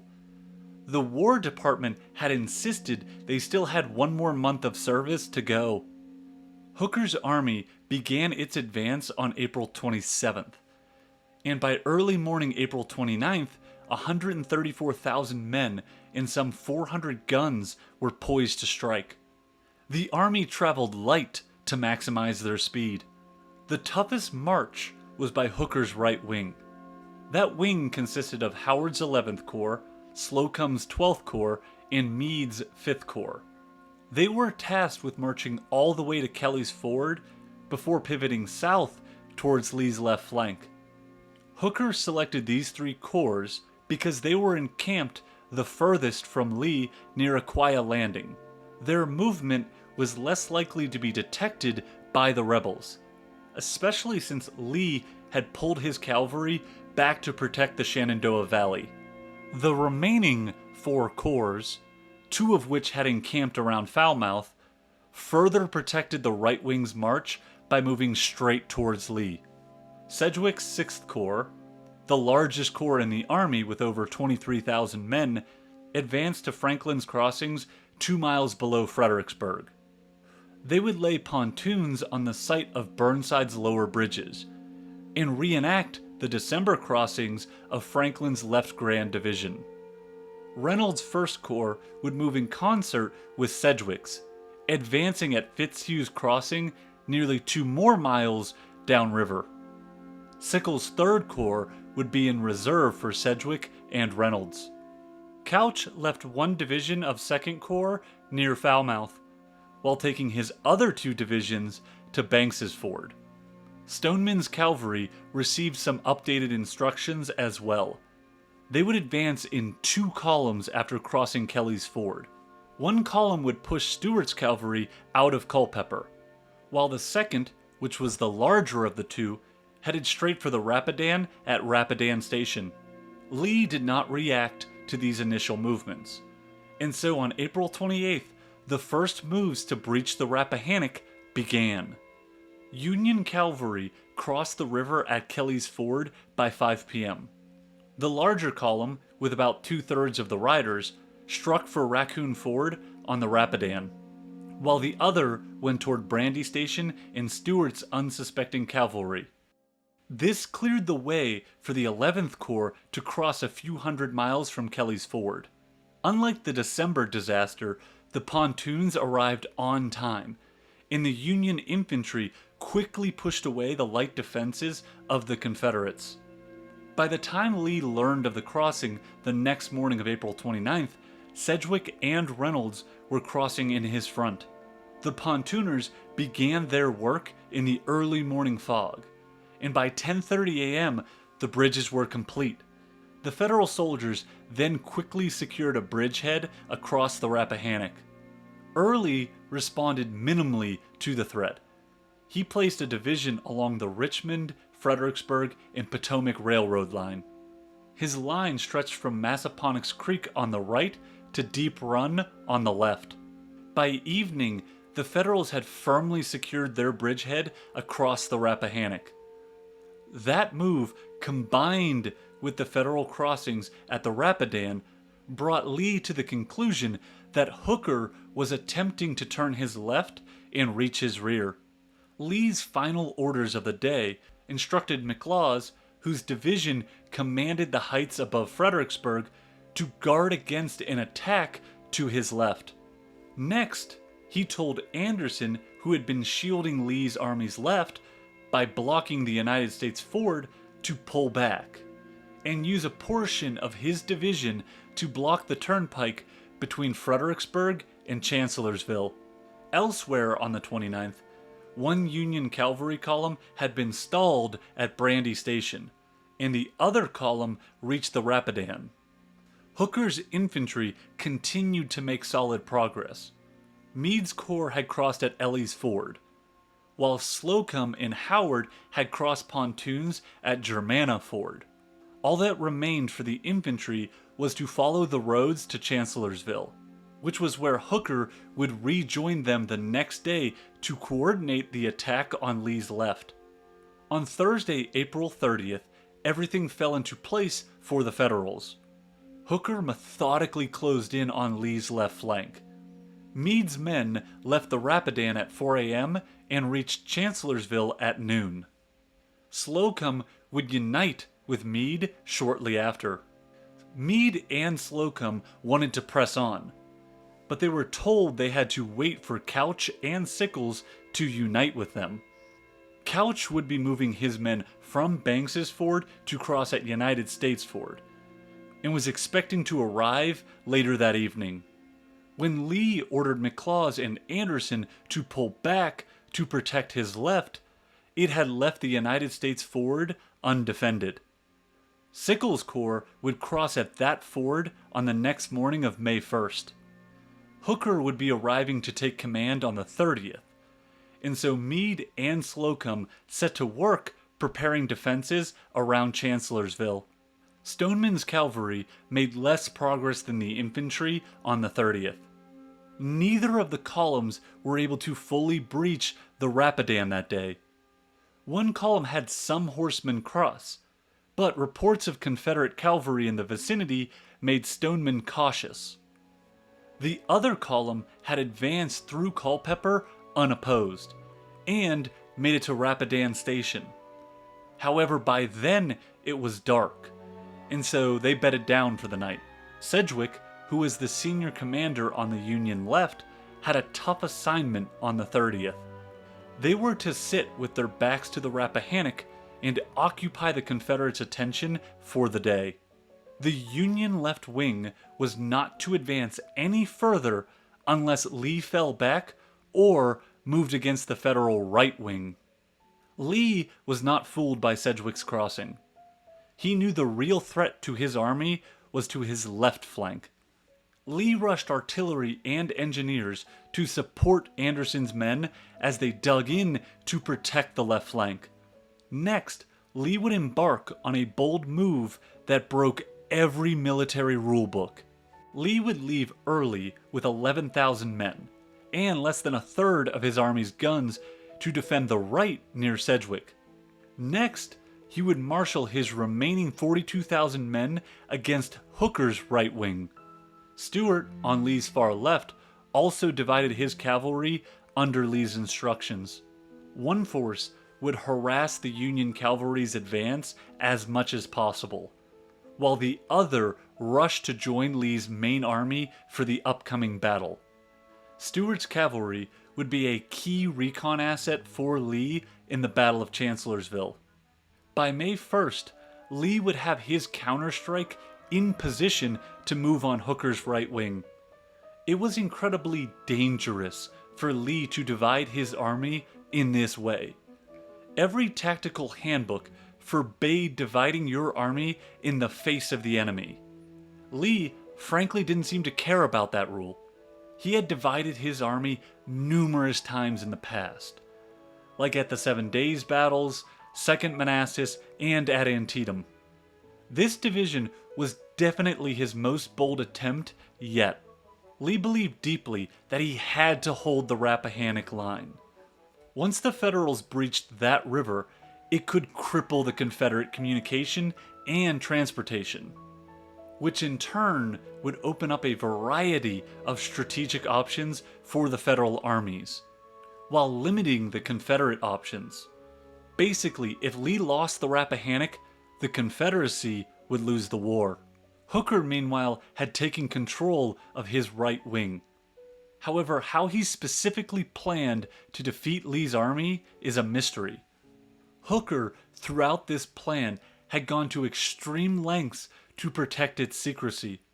Some historians have suggested that Hooker intended to destroy Lee by baiting him into attacking his prepared defenses at Chancellorsville. However, that is not what Hooker's orders seem to indicate. Hooker sent a message to Sedgwick stating he intended to drive Lee backward the next day of May 1st, and that Sedgwick should prepare to strike in the opposite direction, pinching Lee from east and west. Starting on May 1st, 1863, the Battle of Chancellorsville would begin in earnest. Next, let's cover that epic battle and how Lee won his greatest victory.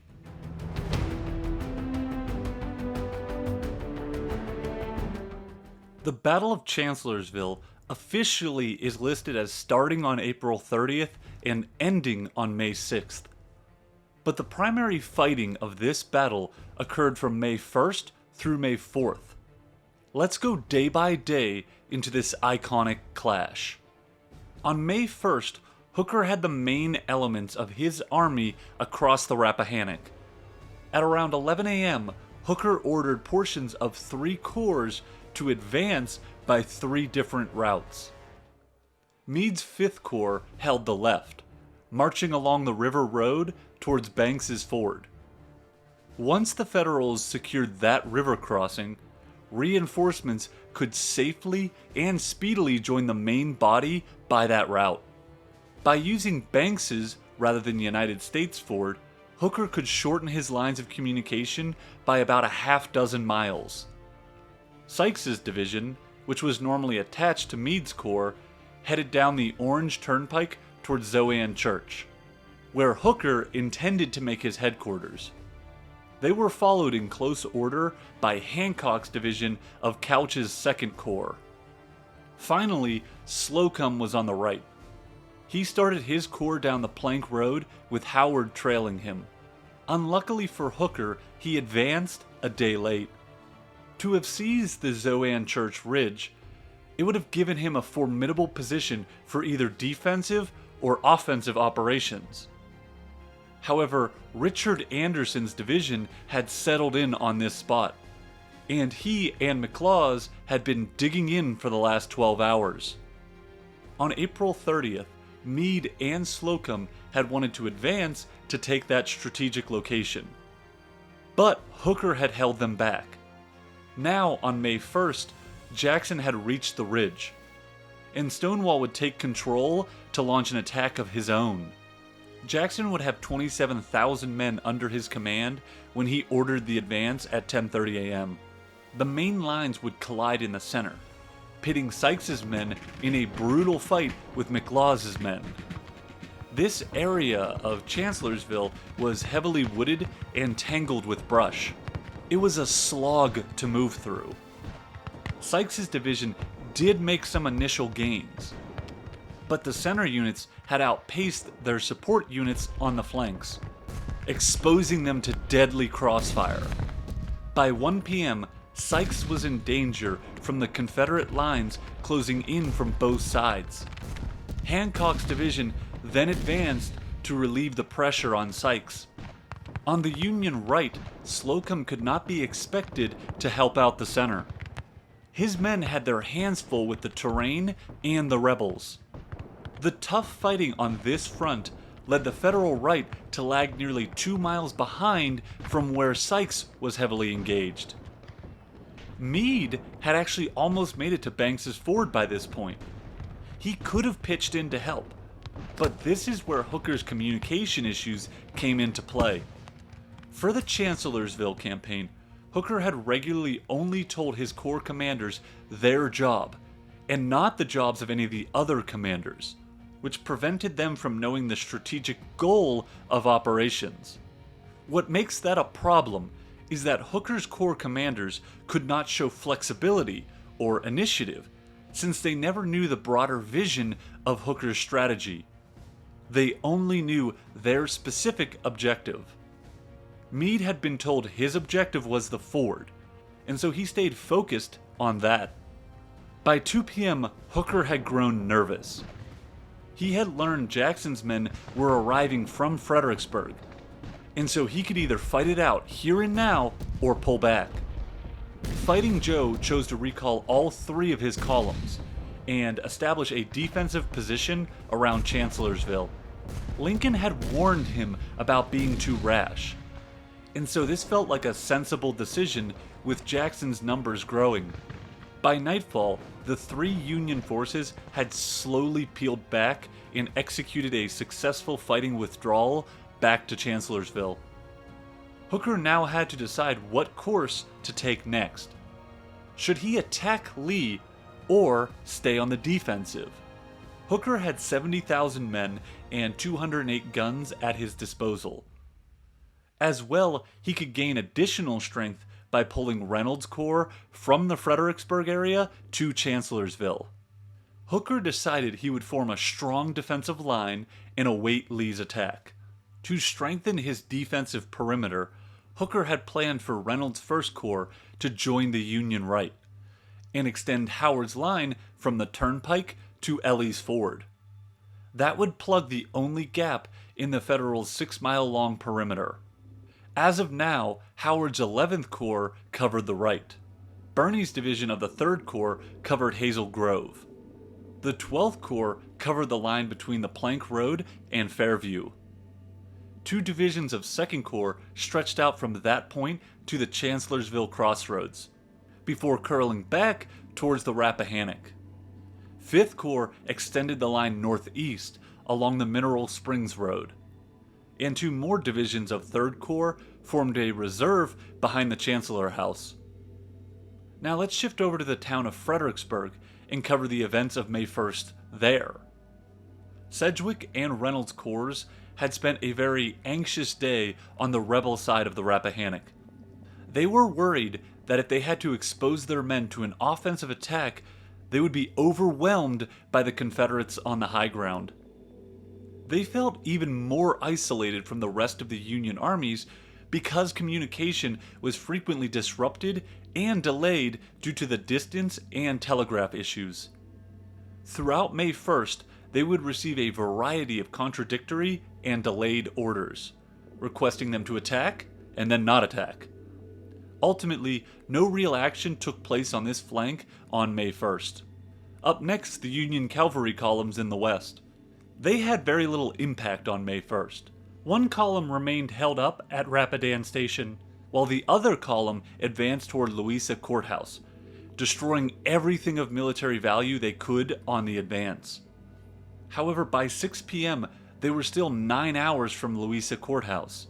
What made matters even worse over here was that Jeb Stuart had moved east to connect with Lee.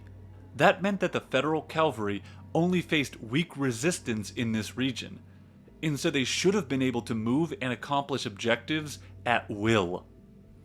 Lee, on the evening of May 1st, was busy deciding how to approach the battle on May 2nd. He quickly learned that Hooker's left flank was well anchored. But when he discussed the situation with Jeb Stuart, he learned from their cavalry recon of the Federal positions that Hooker's right flank was up in the air in military terms, and so not anchored by terrain or with a secure defensive line. Hooker had not even assigned cavalry to expose or stop in advance on this inviting target. Hooker utilized his cavalry in a more independent role, focusing on raiding behind enemy lines rather than screening and scouting. For intelligence, Hooker mainly relied on local assets, or observation balloons, to deduce the strength and location of the enemy. That is how Hooker's right flank became so open and vulnerable to be turned.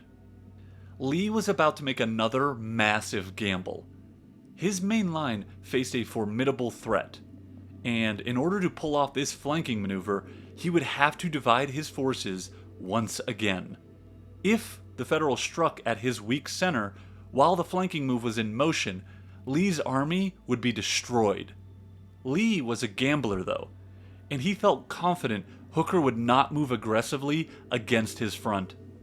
Stonewall Jackson would be leading this flanking move. He planned to begin his advance at 4 a.m. Jackson decided he would move his men parallel to the Union lines as far as Catherine Furnace, then loop away from the Yankees to follow a system of roads and trails that would shield his progress around their flank. Jackson hoped to have his whole corps of 28,000 men and 108 guns in position to attack before noon. Jackson hoped that when he hit the Union right, Lee and his 15,000 men would then strike the left, crushing Hooker's armies between these two pincers. Jackson made a critical mistake though. He fell asleep before confirming with his officers and men that they should start marching before dawn. Consequently, his movement began 3 hours late, beginning at 7 a.m., a delay that would have deadly side effects. Thus began May 2nd, 1863, and the second day of the Battle of Chancellorsville. Jackson's men gathered for their 12-mile-long march to turn Hooker's flank. Hooker actually seemed to anticipate this move by Jackson in the morning hours.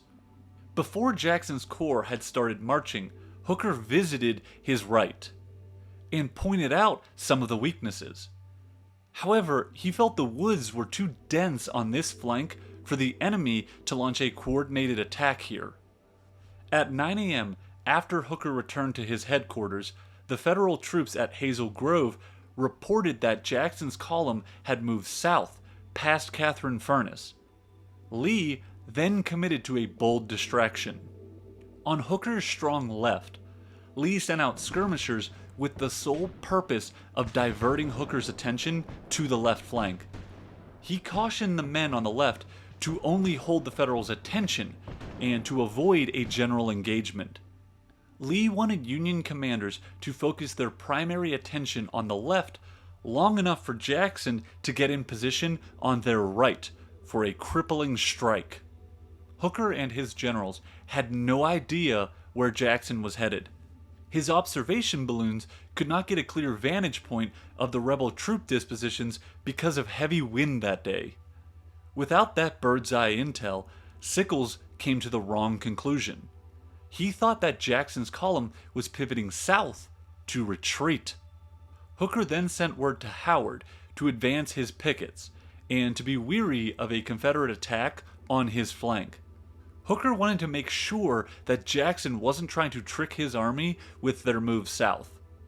Howard responded that he would protect his flank, but he only repositioned one signal officer further west. He did not move any of his troops to protect this up-in-the-air right flank. In the Fredericksburg area, there was no heated battle, but plenty of confusion on the 2nd. At 7 a.m., Reynolds received orders to withdraw his corps and join the main body of the army at Chancellorsville.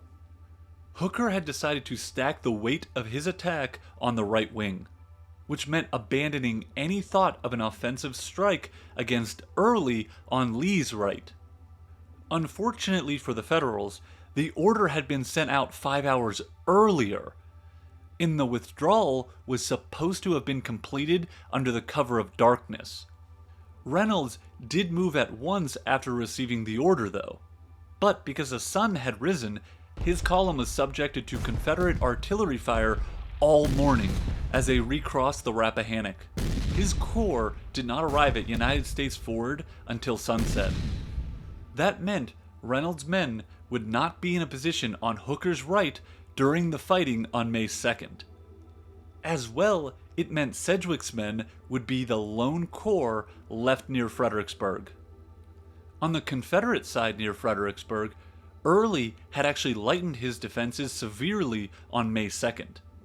Lee had asked him to rejoin the left wing if he thought the force opposite of him posed no danger. However, the messenger who delivered that order made it sound like a direct order to move at once, and so Early left one brigade and headed west. By noon, there was still no large-scale general engagement along the Rappahannock. But as word spread through the Union ranks that Jackson's men were retreating, Hooker gave Sickles the go-ahead to push forward on the attack. Sickles' men advanced all the way to Catherine Furnace, but they had mainly clashed with Jackson's rear guard. The rest of Jackson's column had slipped away. The time was nearly 4 p.m. now. Hooker felt emboldened by Sickles' confident declarations of a rebel retreat on his front, and so he ordered Howard and Slocum to pitch in to assist Sickles' advance. They hit Lee's left flank near Catherine Furnace, but Anderson and McLaws's men held their line without breaking. The first units of Jackson's column reached the Turnpike Road west of Hooker's open right flank around 2:30 p.m. It would take another 2 hours for the full column to form into 3 lines of attack. At least 3 reports had been sent from Howard's pickets to the 11th Corps headquarters since 2:30, warning of large numbers of enemy massing to the west. But Howard was no longer at the headquarters. He had gone forward to assist Sickles' advance, and none of Howard's staff officers gave credit to these reports. Some 8,600 infantry continued to face south, while only 2,200 infantry protected the exposed western flank. At around 5:15 p.m., Jackson's men would go on the attack.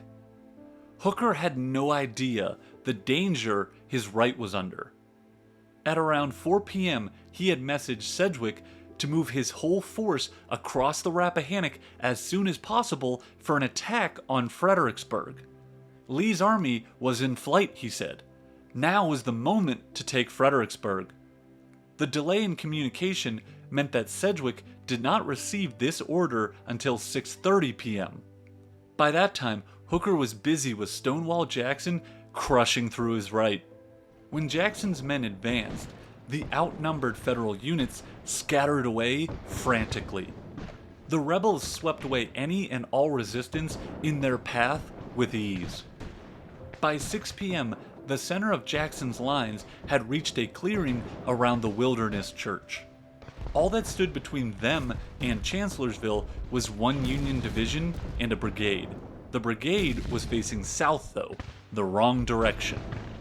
Howard was able to return to this right flank and organize some kind of resistance. But even that did not fully stop the momentum Jackson's force had generated. On Hooker's left flank, Lee's demonstration had worked masterfully.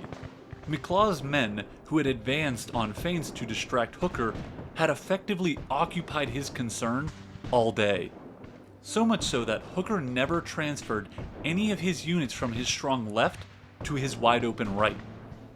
By 7 p.m., the Union left had not budged, and the right seemed to be in extreme peril.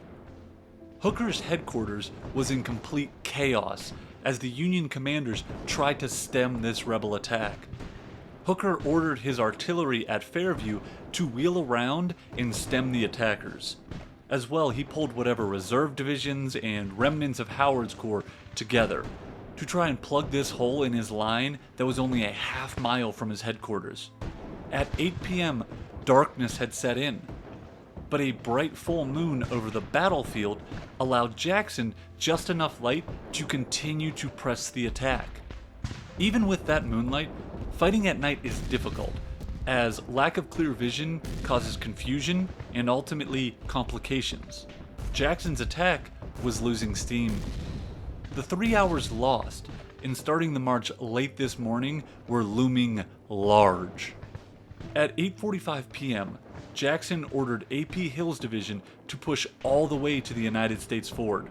That would effectively cut off the Union retreat route and strand the Federals between Jackson's men and Lee's forces south of the Rappahannock. By this time, the battle lines between Union and Confederate soldiers had become a tangled mess. It was hard to tell where Union lines ended and Confederate lines began. The fighting had gotten so intense that they were only yards and even feet apart in some sectors. This led to some very anxious soldiers. At one point, while Jackson was riding between his skirmishers and his main line, a nervous volley of fire broke out all along the main line.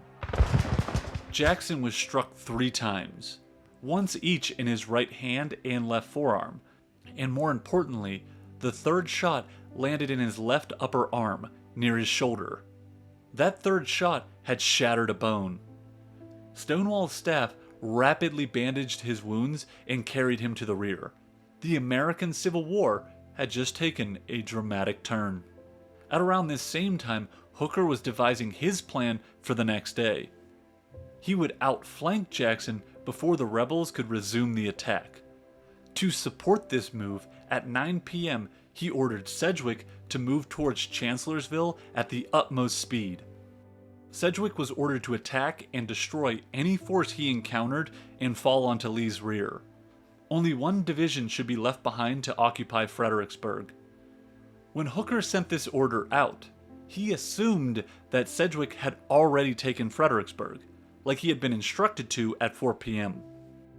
However, Sedgwick didn't receive that afternoon order until 6 p.m., and by the time he received these new orders, it was 11 p.m.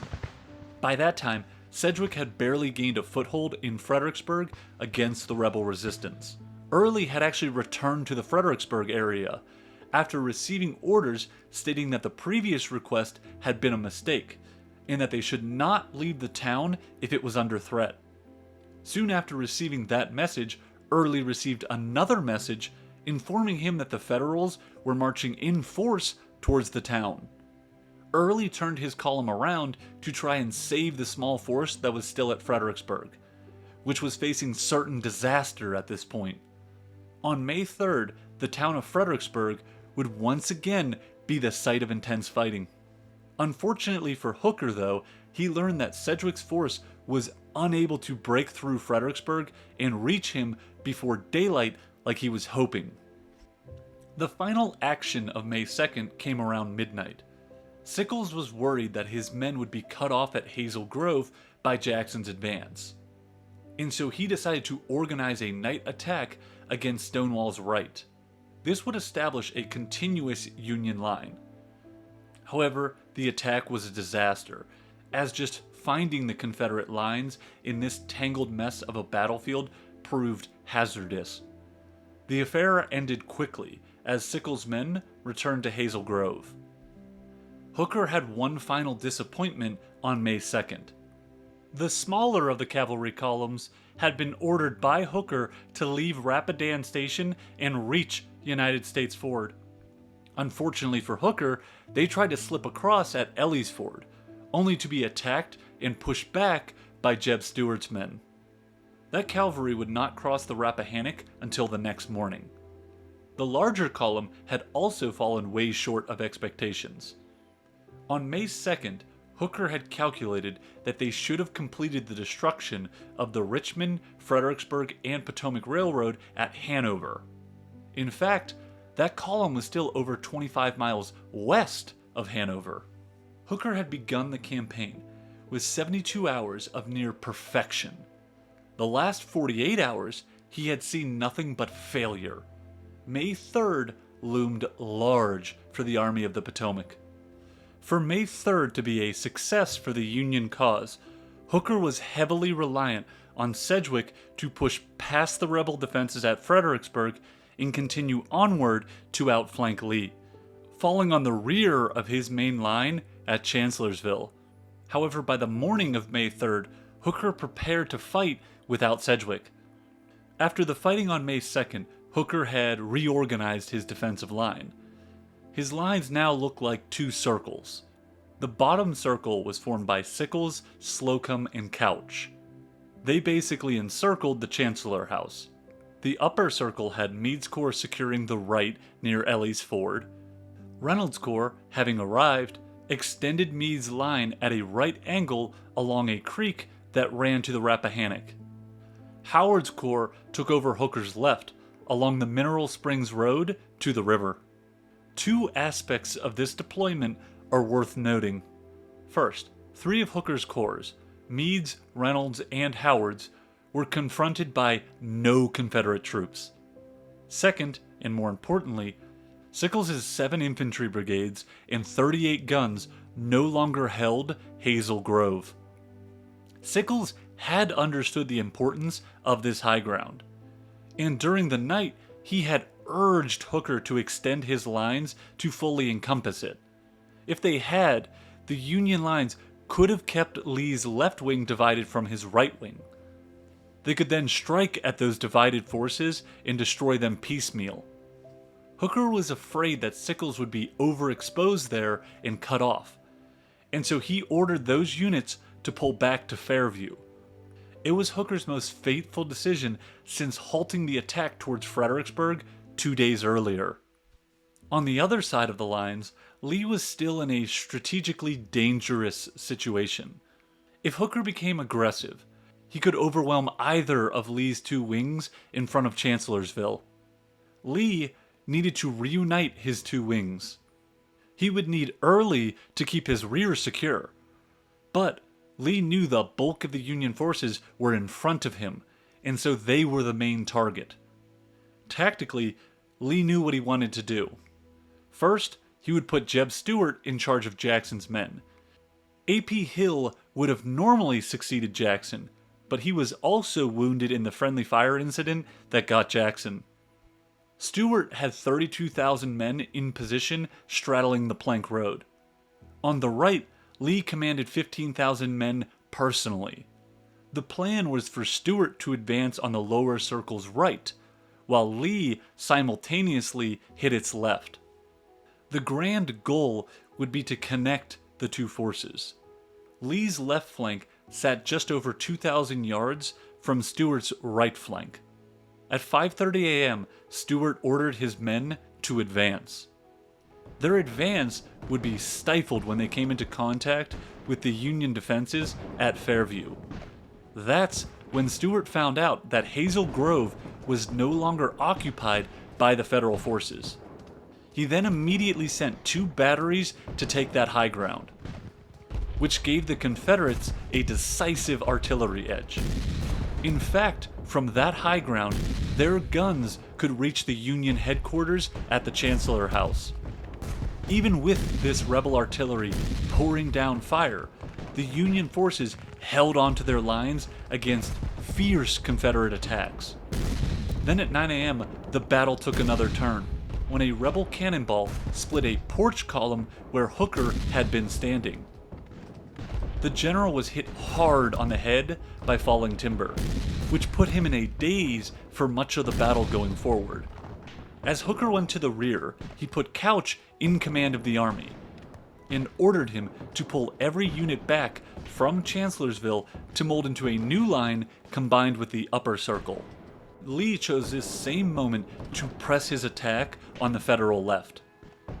He had set his men in motion shortly after Stuart went forward. By 10 a.m., Lee pivoted Anderson's division to the south near Catherine Furnace. His wing now formed a single line of advance. Once Lee stood on the high ground at Hazel Grove, he realized the opportunity presented to his army. Lee ordered both flanks to move forward and throw Hooker back across the Rappahannock. As Lee was making his final push, the fighting back in Fredericksburg was beginning to intensify. Sedgwick's advance in Fredericksburg had started in the early morning hours of May 3rd, and would be called the Second Battle of Fredericksburg. His men were first able to clear the town of Fredericksburg, but that wasn't the real hurdle. The real hurdle would be pushing past the Confederate defenses on Marye's Heights and reaching the plank road leading to Chancellorsville. That same high ground had doomed the Federals back in December. That's when the real opening phase of this flank began. Sedgwick had decided to assault Early's defenses in 3 columns. Howe's division aligned to the left of Hazel Grove and would attack Telegraph Hill and Marye's Heights. Newton's division would join Burnham's to stage a demonstration on the plain in front of the stone wall.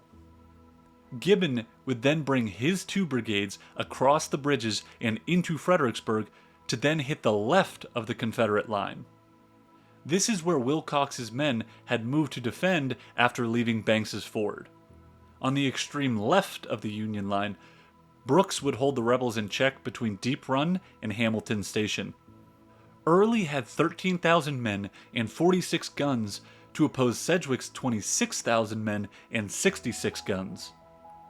Early had anticipated that the brunt of the attack would be on his right by Howe and Brooks. He didn't think Sedgwick would dare make the same mistake as Burnside and assault directly up Marye's Heights. Early was right and wrong. Sedgwick did not want the main assault to be at Marye's Heights, but he was not looking to turn the rebel right. Instead, Sedgwick was looking to turn the rebels' left flank, with Gibbon leading the main attack. Things went wrong for Sedgwick's plans, though. Gibbon's men took longer than expected filtering into the town. Then Howe's division found it impossible to cross the stream at Hazel Run without exposing their flanks and rear to the enemy. All of these delays led Sedgwick to believe that he had no choice but to have Newton and Burnham press forward toward the stone wall. At 10:30 a.m., Newton and Burnham's men advanced. At first, it looked like once again the stone wall would crush a Union attack. But then, everything changed. 2 of Howe's brigades finally got across the Hazel Run to press at the rebel right on the stone wall. The simultaneous pressure of those 3 Union attacks broke the Confederate line on the stone wall. The Federals had finally taken Marye's Heights. The loss of the Heights forced Early to establish a new defensive line with his right wing along the Telegraph Road, roughly 2 to 3 miles from the town. However, not all the rebel units in the Fredericksburg area made it there. Wilcox, who had been covering the Confederate left, had been cut off by the loss of the Heights. He retreated his men 3 miles west down the Plank Road to do his best to cover Lee's rear from the expected Federal advance. His men were on the Salem Church Ridge, a position similar to where McLaws and Anderson had been situated 3 days earlier to hold off a Union threat. Now the rebels faced east instead of west. Sedgwick, meanwhile, had a critical decision to make. Should he finish off Early or advance on Lee? He had no idea what was going on near Chancellorsville, but he knew Hooker had urgently requested him to attack at Lee's rear. Sedgwick figured if he moved with purpose, he had little to fear from Early's broken and battered forces. At 2:15 p.m., Sedgwick ordered Brooks's division down the Plank Road. Wilcox had 2,000 men facing Sedgwick's 22,000 man force. the disparity would not last. At about 12:30 p.m., when Lee seemed poised to polish off Hooker, he learned of the Fredericksburg debacle. Lee postponed his attack and divided his army for a third time in as many days. He ordered McLaws to send his division to block Sedgwick. Lee then directed Anderson to block the junction of river and mine roads to prevent Hooker and Sedgwick from joining forces along either of those routes. Lee had to act decisively here. Sedgwick's forces were too large to leave threatening behind his main line. When McLaws got to the Salem Church Ridge, he did not expect to find Wilcox there. McLaws then divided his 4 brigades to either side of Wilcox's center. And just in the nick of time, too. At 3:25 p.m., Brooks's division reached the Confederate lines. The fighting would now feature almost equal numbers on both sides. The strong defensive advantages on the high ground for the rebels, as well as the surprise of running into determined resistance, led to Sedgwick's advance to be stifled here. Back at Chancellorsville, Hooker was waiting impatiently for Sedgwick's wing that wasn't going to make it. By 1:30, Hooker's wing was hemmed in and his 2 circles combined. Slocum anchored the left on the Rappahannock. Howard was to his right, followed by Couch and then Sickles covering the bottom. To the right of Sickles were Meade's and Reynolds' little-used men. The fighting in this sector had died out, as Sedgwick's advance had occupied Lee's focus and most of the rebels' energy to stop. After having halted Sedgwick for the day, Lee planned for May 4th. He received a welcome idea for the next day's battle. Early was eager to redeem himself, and so he proposed that he strike at Gibbon at first light to retake Marye's Heights. Once that was taken, the Federal left wing would be divided, and then Early could swing to hit Sedgwick from the east, while McLaws clobbered him from the west. Lee bet that Hooker would continue to sit tight, and so he approved the plan. Hooker had spent the rest of May 3rd groggy and eventually went to bed early. In all likelihood, he had a concussion from the blast at Chancellor House.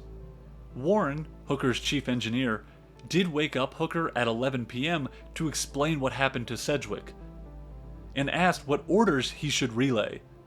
Hooker, still groggy, only implied he was awaiting Lee's attack the next day, and that Sedgwick would have to depend upon himself.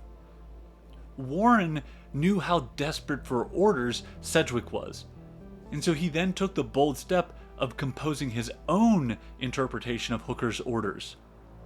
Warren told Sedgwick that Hooker did not want him to attack Wilcox's force unless he, as in Hooker, was able to attack at the same time.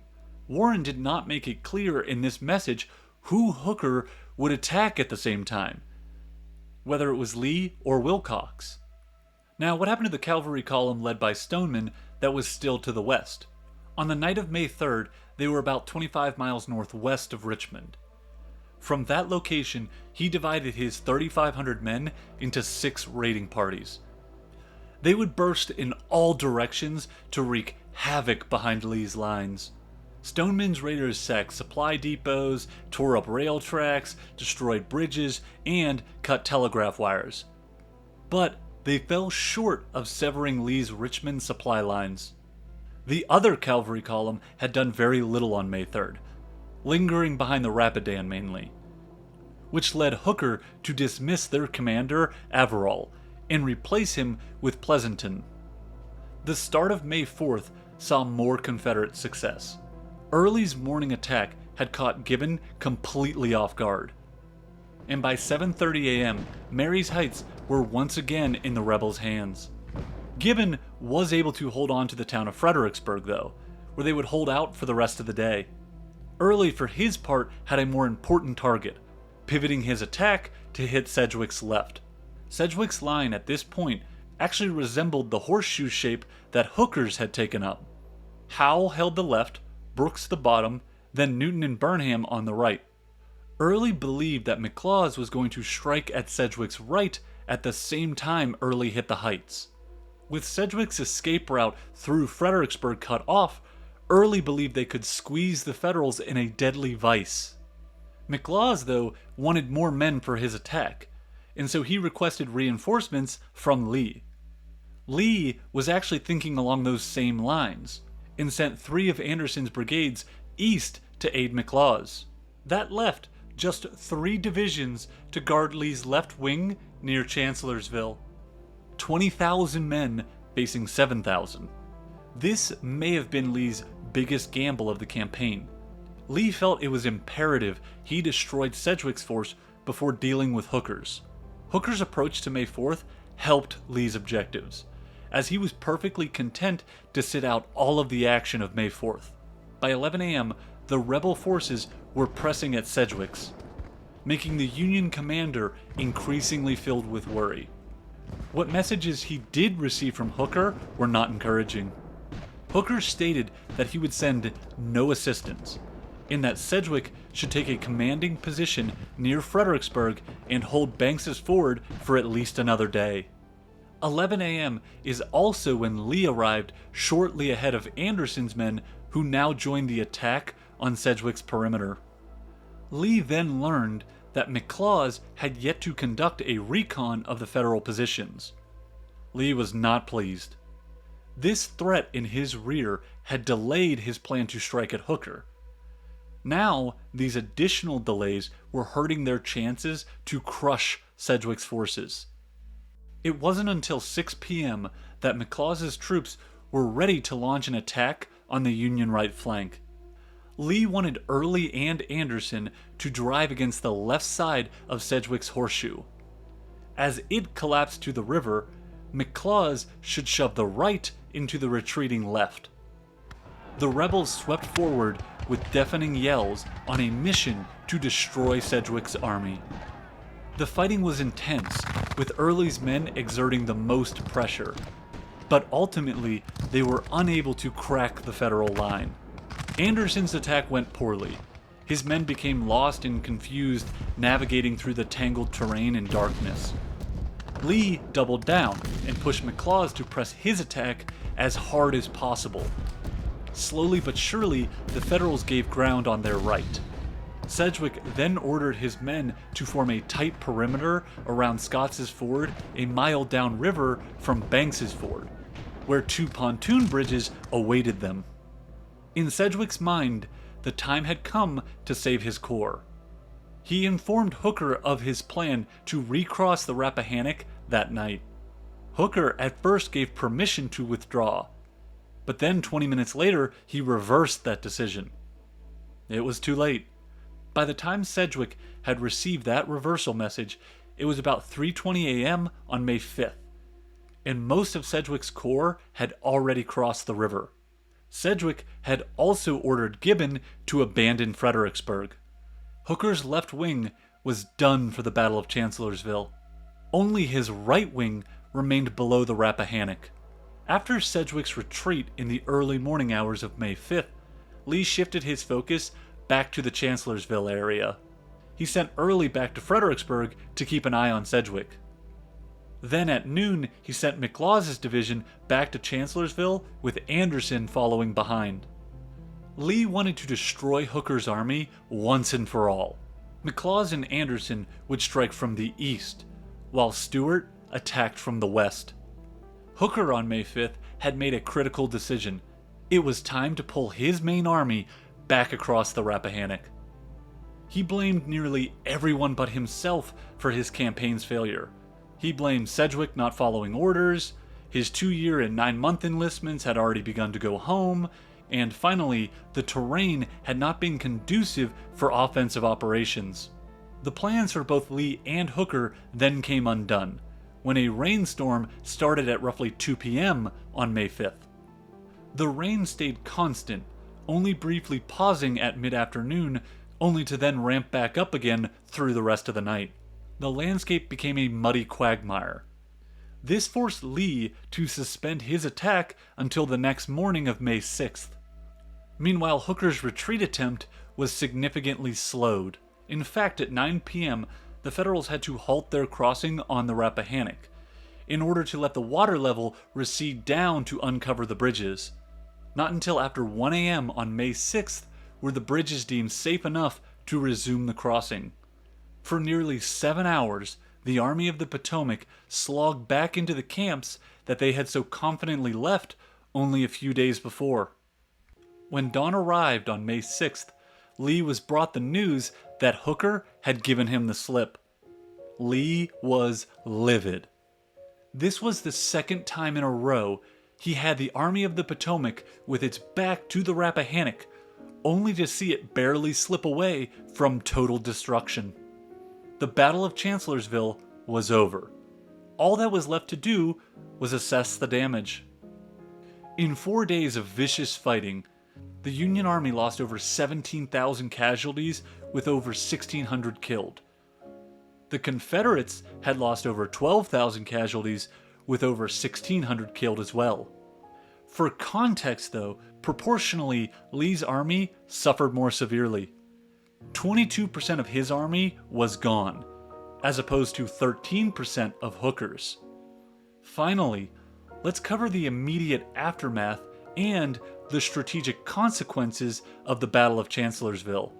As well, we will dive into why the Army of the Potomac lost in the Battle of Fredericksburg and Chancellorsville.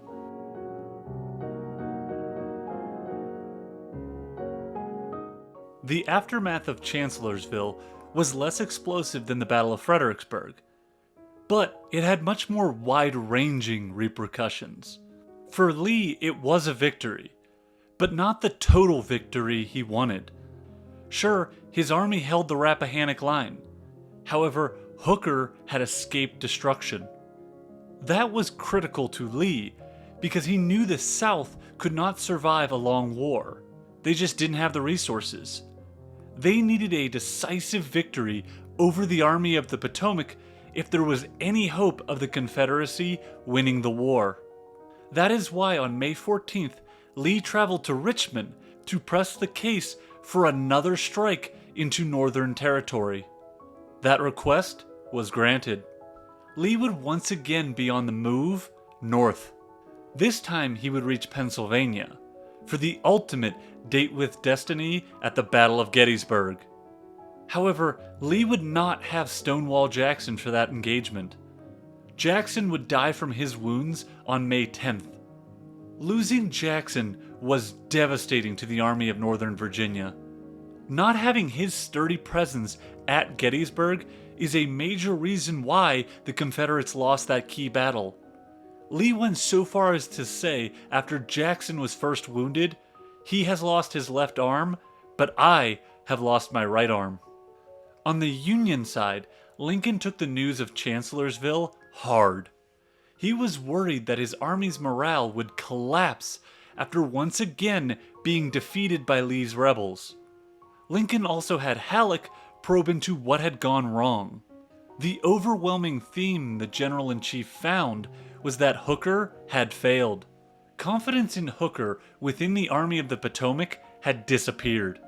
Couch, Slocum, and Sedgwick were some of the most vocal critics of Hooker's performance, although Meade also admitted that Hooker had disappointed in the battle. Lincoln did not dismiss Hooker immediately, though. Hooker was politically connected, and at that moment in May of 1863, there were very few good options for Lincoln to pick as a replacement. Ultimately, what doomed Hooker was Lee's invasion of Pennsylvania. After the Army of Northern Virginia had slipped around Hooker and started driving north on June 3rd, the commander was on borrowed time. Finally, on June 27th, after Lincoln refused to authorize any of Hooker's plans, the Union commander asked to be relieved of command, and the president leaped at the opportunity. It's likely that Lincoln had decided, after hearing Halleck's report on Chancellorsville, that he was done with Hooker. But he needed the commander to submit his resignation to avoid a messy political fallout. Meade would take over the Army of the Potomac and have the ultimate test on his hands at Gettysburg. But that's another battle to cover at a different time. Let's stay focused on Fredericksburg and Chancellorsville. Those were the twin Confederate victories that had led to Gettysburg. And so let's firmly answer the question, Why did the Army of the Potomac lose those two battles? We'll start with Fredericksburg. The Battle of Fredericksburg was the trickle-down effect of McClellan's failure to win a decisive victory at Antietam. At that famous battle in Maryland, McClellan had multiple chances to destroy Lee's army. But in the end, he settled for simply driving him back to Virginia. From there, McClellan cautiously advanced south, avoiding any major battle with Lee. The Federals had all of the momentum after Antietam, and it was squandered away. As 1862 winded down, there was immense pressure in the North to do something, anything before the end of the year. It was unthinkable that the last major action of the year could be Antietam, which was fought in September. When Burnside took over, he felt that pressure. He needed some kind of plan to strike at the rebels, and the plan he came up with was bungled throughout. It wasn't a fully terrible plan at the start. It just had a very narrow margin for error, but the execution of the plan ensured failure. The key date was December 11th. Burnside needed to get his army across the Rappahannock in a timely manner so that it could strike at Lee's defenses that day. Instead, it took them an entire day to clear the town and secure a bridgehead across the river. From that moment on, they were doomed. By December 12th, Lee had been able to shift his forces into dominant defensive positions, while the Federals didn't have anywhere to go. They were bottled up with their backs to the river. Retreat was unthinkable at that point, and so attacking was their only option. In that Union attack, Burnside made an even more critical error of not utilizing his full strength in synchronized actions to press the rebel defenses to their breaking point. Instead, Burnside's left wing only threw in division-sized attacks, while on the right, Burnside threw his men in one wave after another, only to get them brutally and uselessly cut down. Fredericksburg was a Union failure because it tried to make up for the failures of the past without adequately appreciating the risks and ultimately not utilizing the full might of the Army of the Potomac at once. Now let's move on to Chancellorsville. This battle did have multiple chances to be successful for the Union Army, but each opportunity was missed. Hooker's initial plan had worked like a charm. He had outwitted Lee and put his army south of the Rappahannock in position to hit Lee's left flank by April 30th. On May 1st is when everything started to go wrong for Hooker. On that date, Meade, Slocum, and Howard's men were advancing to hit Lee's rear near Fredericksburg. But then they hit stiff resistance near Zoan Church, and it unnerved Hooker. Hooker seems to have expected Lee to fall back once the Rappahannock was breached and he was outflanked. But Lee didn't do that.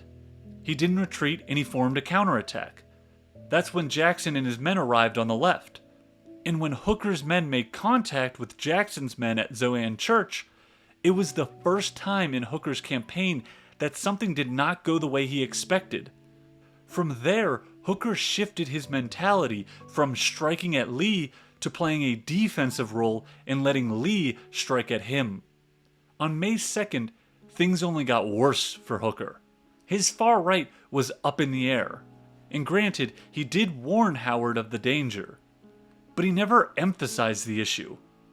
Hooker felt that area was too tough of a terrain for Lee to try a flanking move in. What was more in Hooker's direct control, though, was his army's mentality on May 2nd. If Hooker had been more aggressive on May 2nd and attacked in force at Lee's lines while Jackson's men were wheeling into position, it could have completely unraveled Lee's giant risk of a plan. Instead, Hooker was content to sit on the defensive and surrender all initiative to Lee. Still, on May 3rd, even with the damage done to his right flank, Hooker was still not doomed. Even if just barely, the right flank had held on, and Hooker held the high ground at Hazel Grove, while the two rebel wings were dangerously separated. Hooker could have pushed a counterattack on Lee's isolated left wing, but instead, Hooker looked to Sedgwick for salvation. Hooker stayed stagnant and on the defensive, putting all of his hopes into Sedgwick being able to take the heights above Fredericksburg and then drive all the way to Lee's rear. Even worse though, Hooker gave up the high ground on Hazel Grove without a fight. That position gave the rebels the one commanding high ground point on the battlefield that artillery could be effectively used from, which is how Hooker himself became wounded.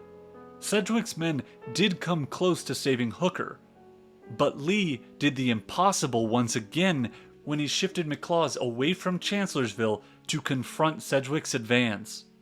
McLaws and Wilcox then stopped Sedgwick's advance, while Hooker remained dormant against a much weaker Confederate force facing him.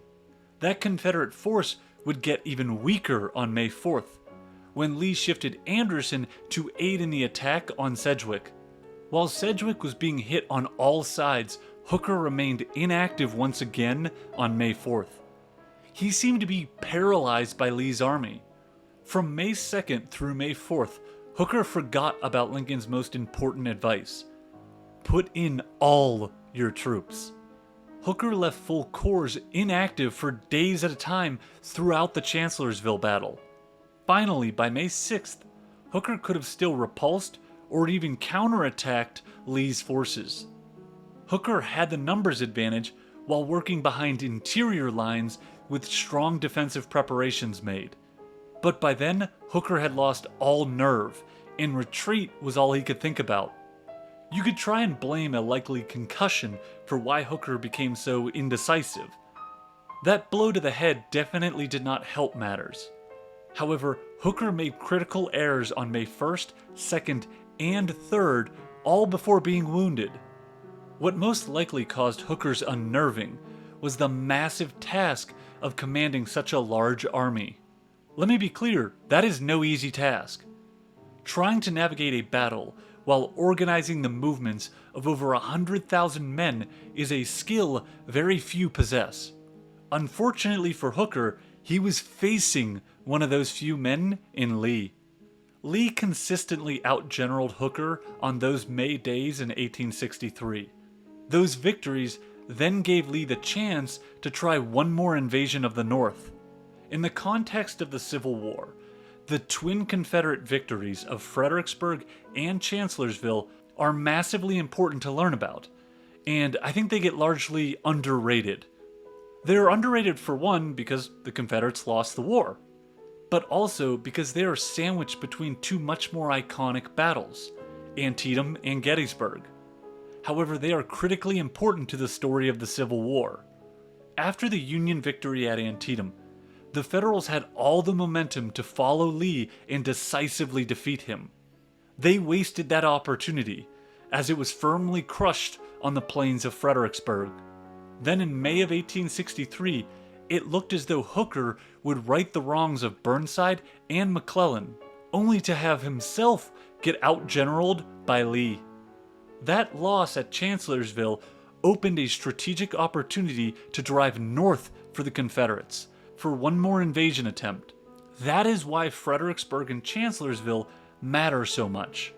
Those battles turned the Civil War from a surefire Federal victory into the Union cause once again hanging in the balance. The final thing I want to say about these battles is that they provide a perfect historic lesson on why sizes of armies don't always matter. Sure, having the bigger army definitely matters. But what matters more in a given engagement is not which army has more men, but instead which army can bring more men to the point of attack. Lee shifted and gambled his army to be strong at the point of attack, while Hooker stayed stagnant, surrendering all initiative. And that is why the Confederates pulled off two of the biggest victories in the Civil War. Thank you all for watching. I'm so sorry if I pronounced cavalry wrong. It's the bane of my existence. But I really am enjoying this context battle series, where I peel back all the layers in a given battle. If you have any suggestions of future battles or conflicts that I should cover, please comment. As always, I'm Context History. Thank you so much for watching.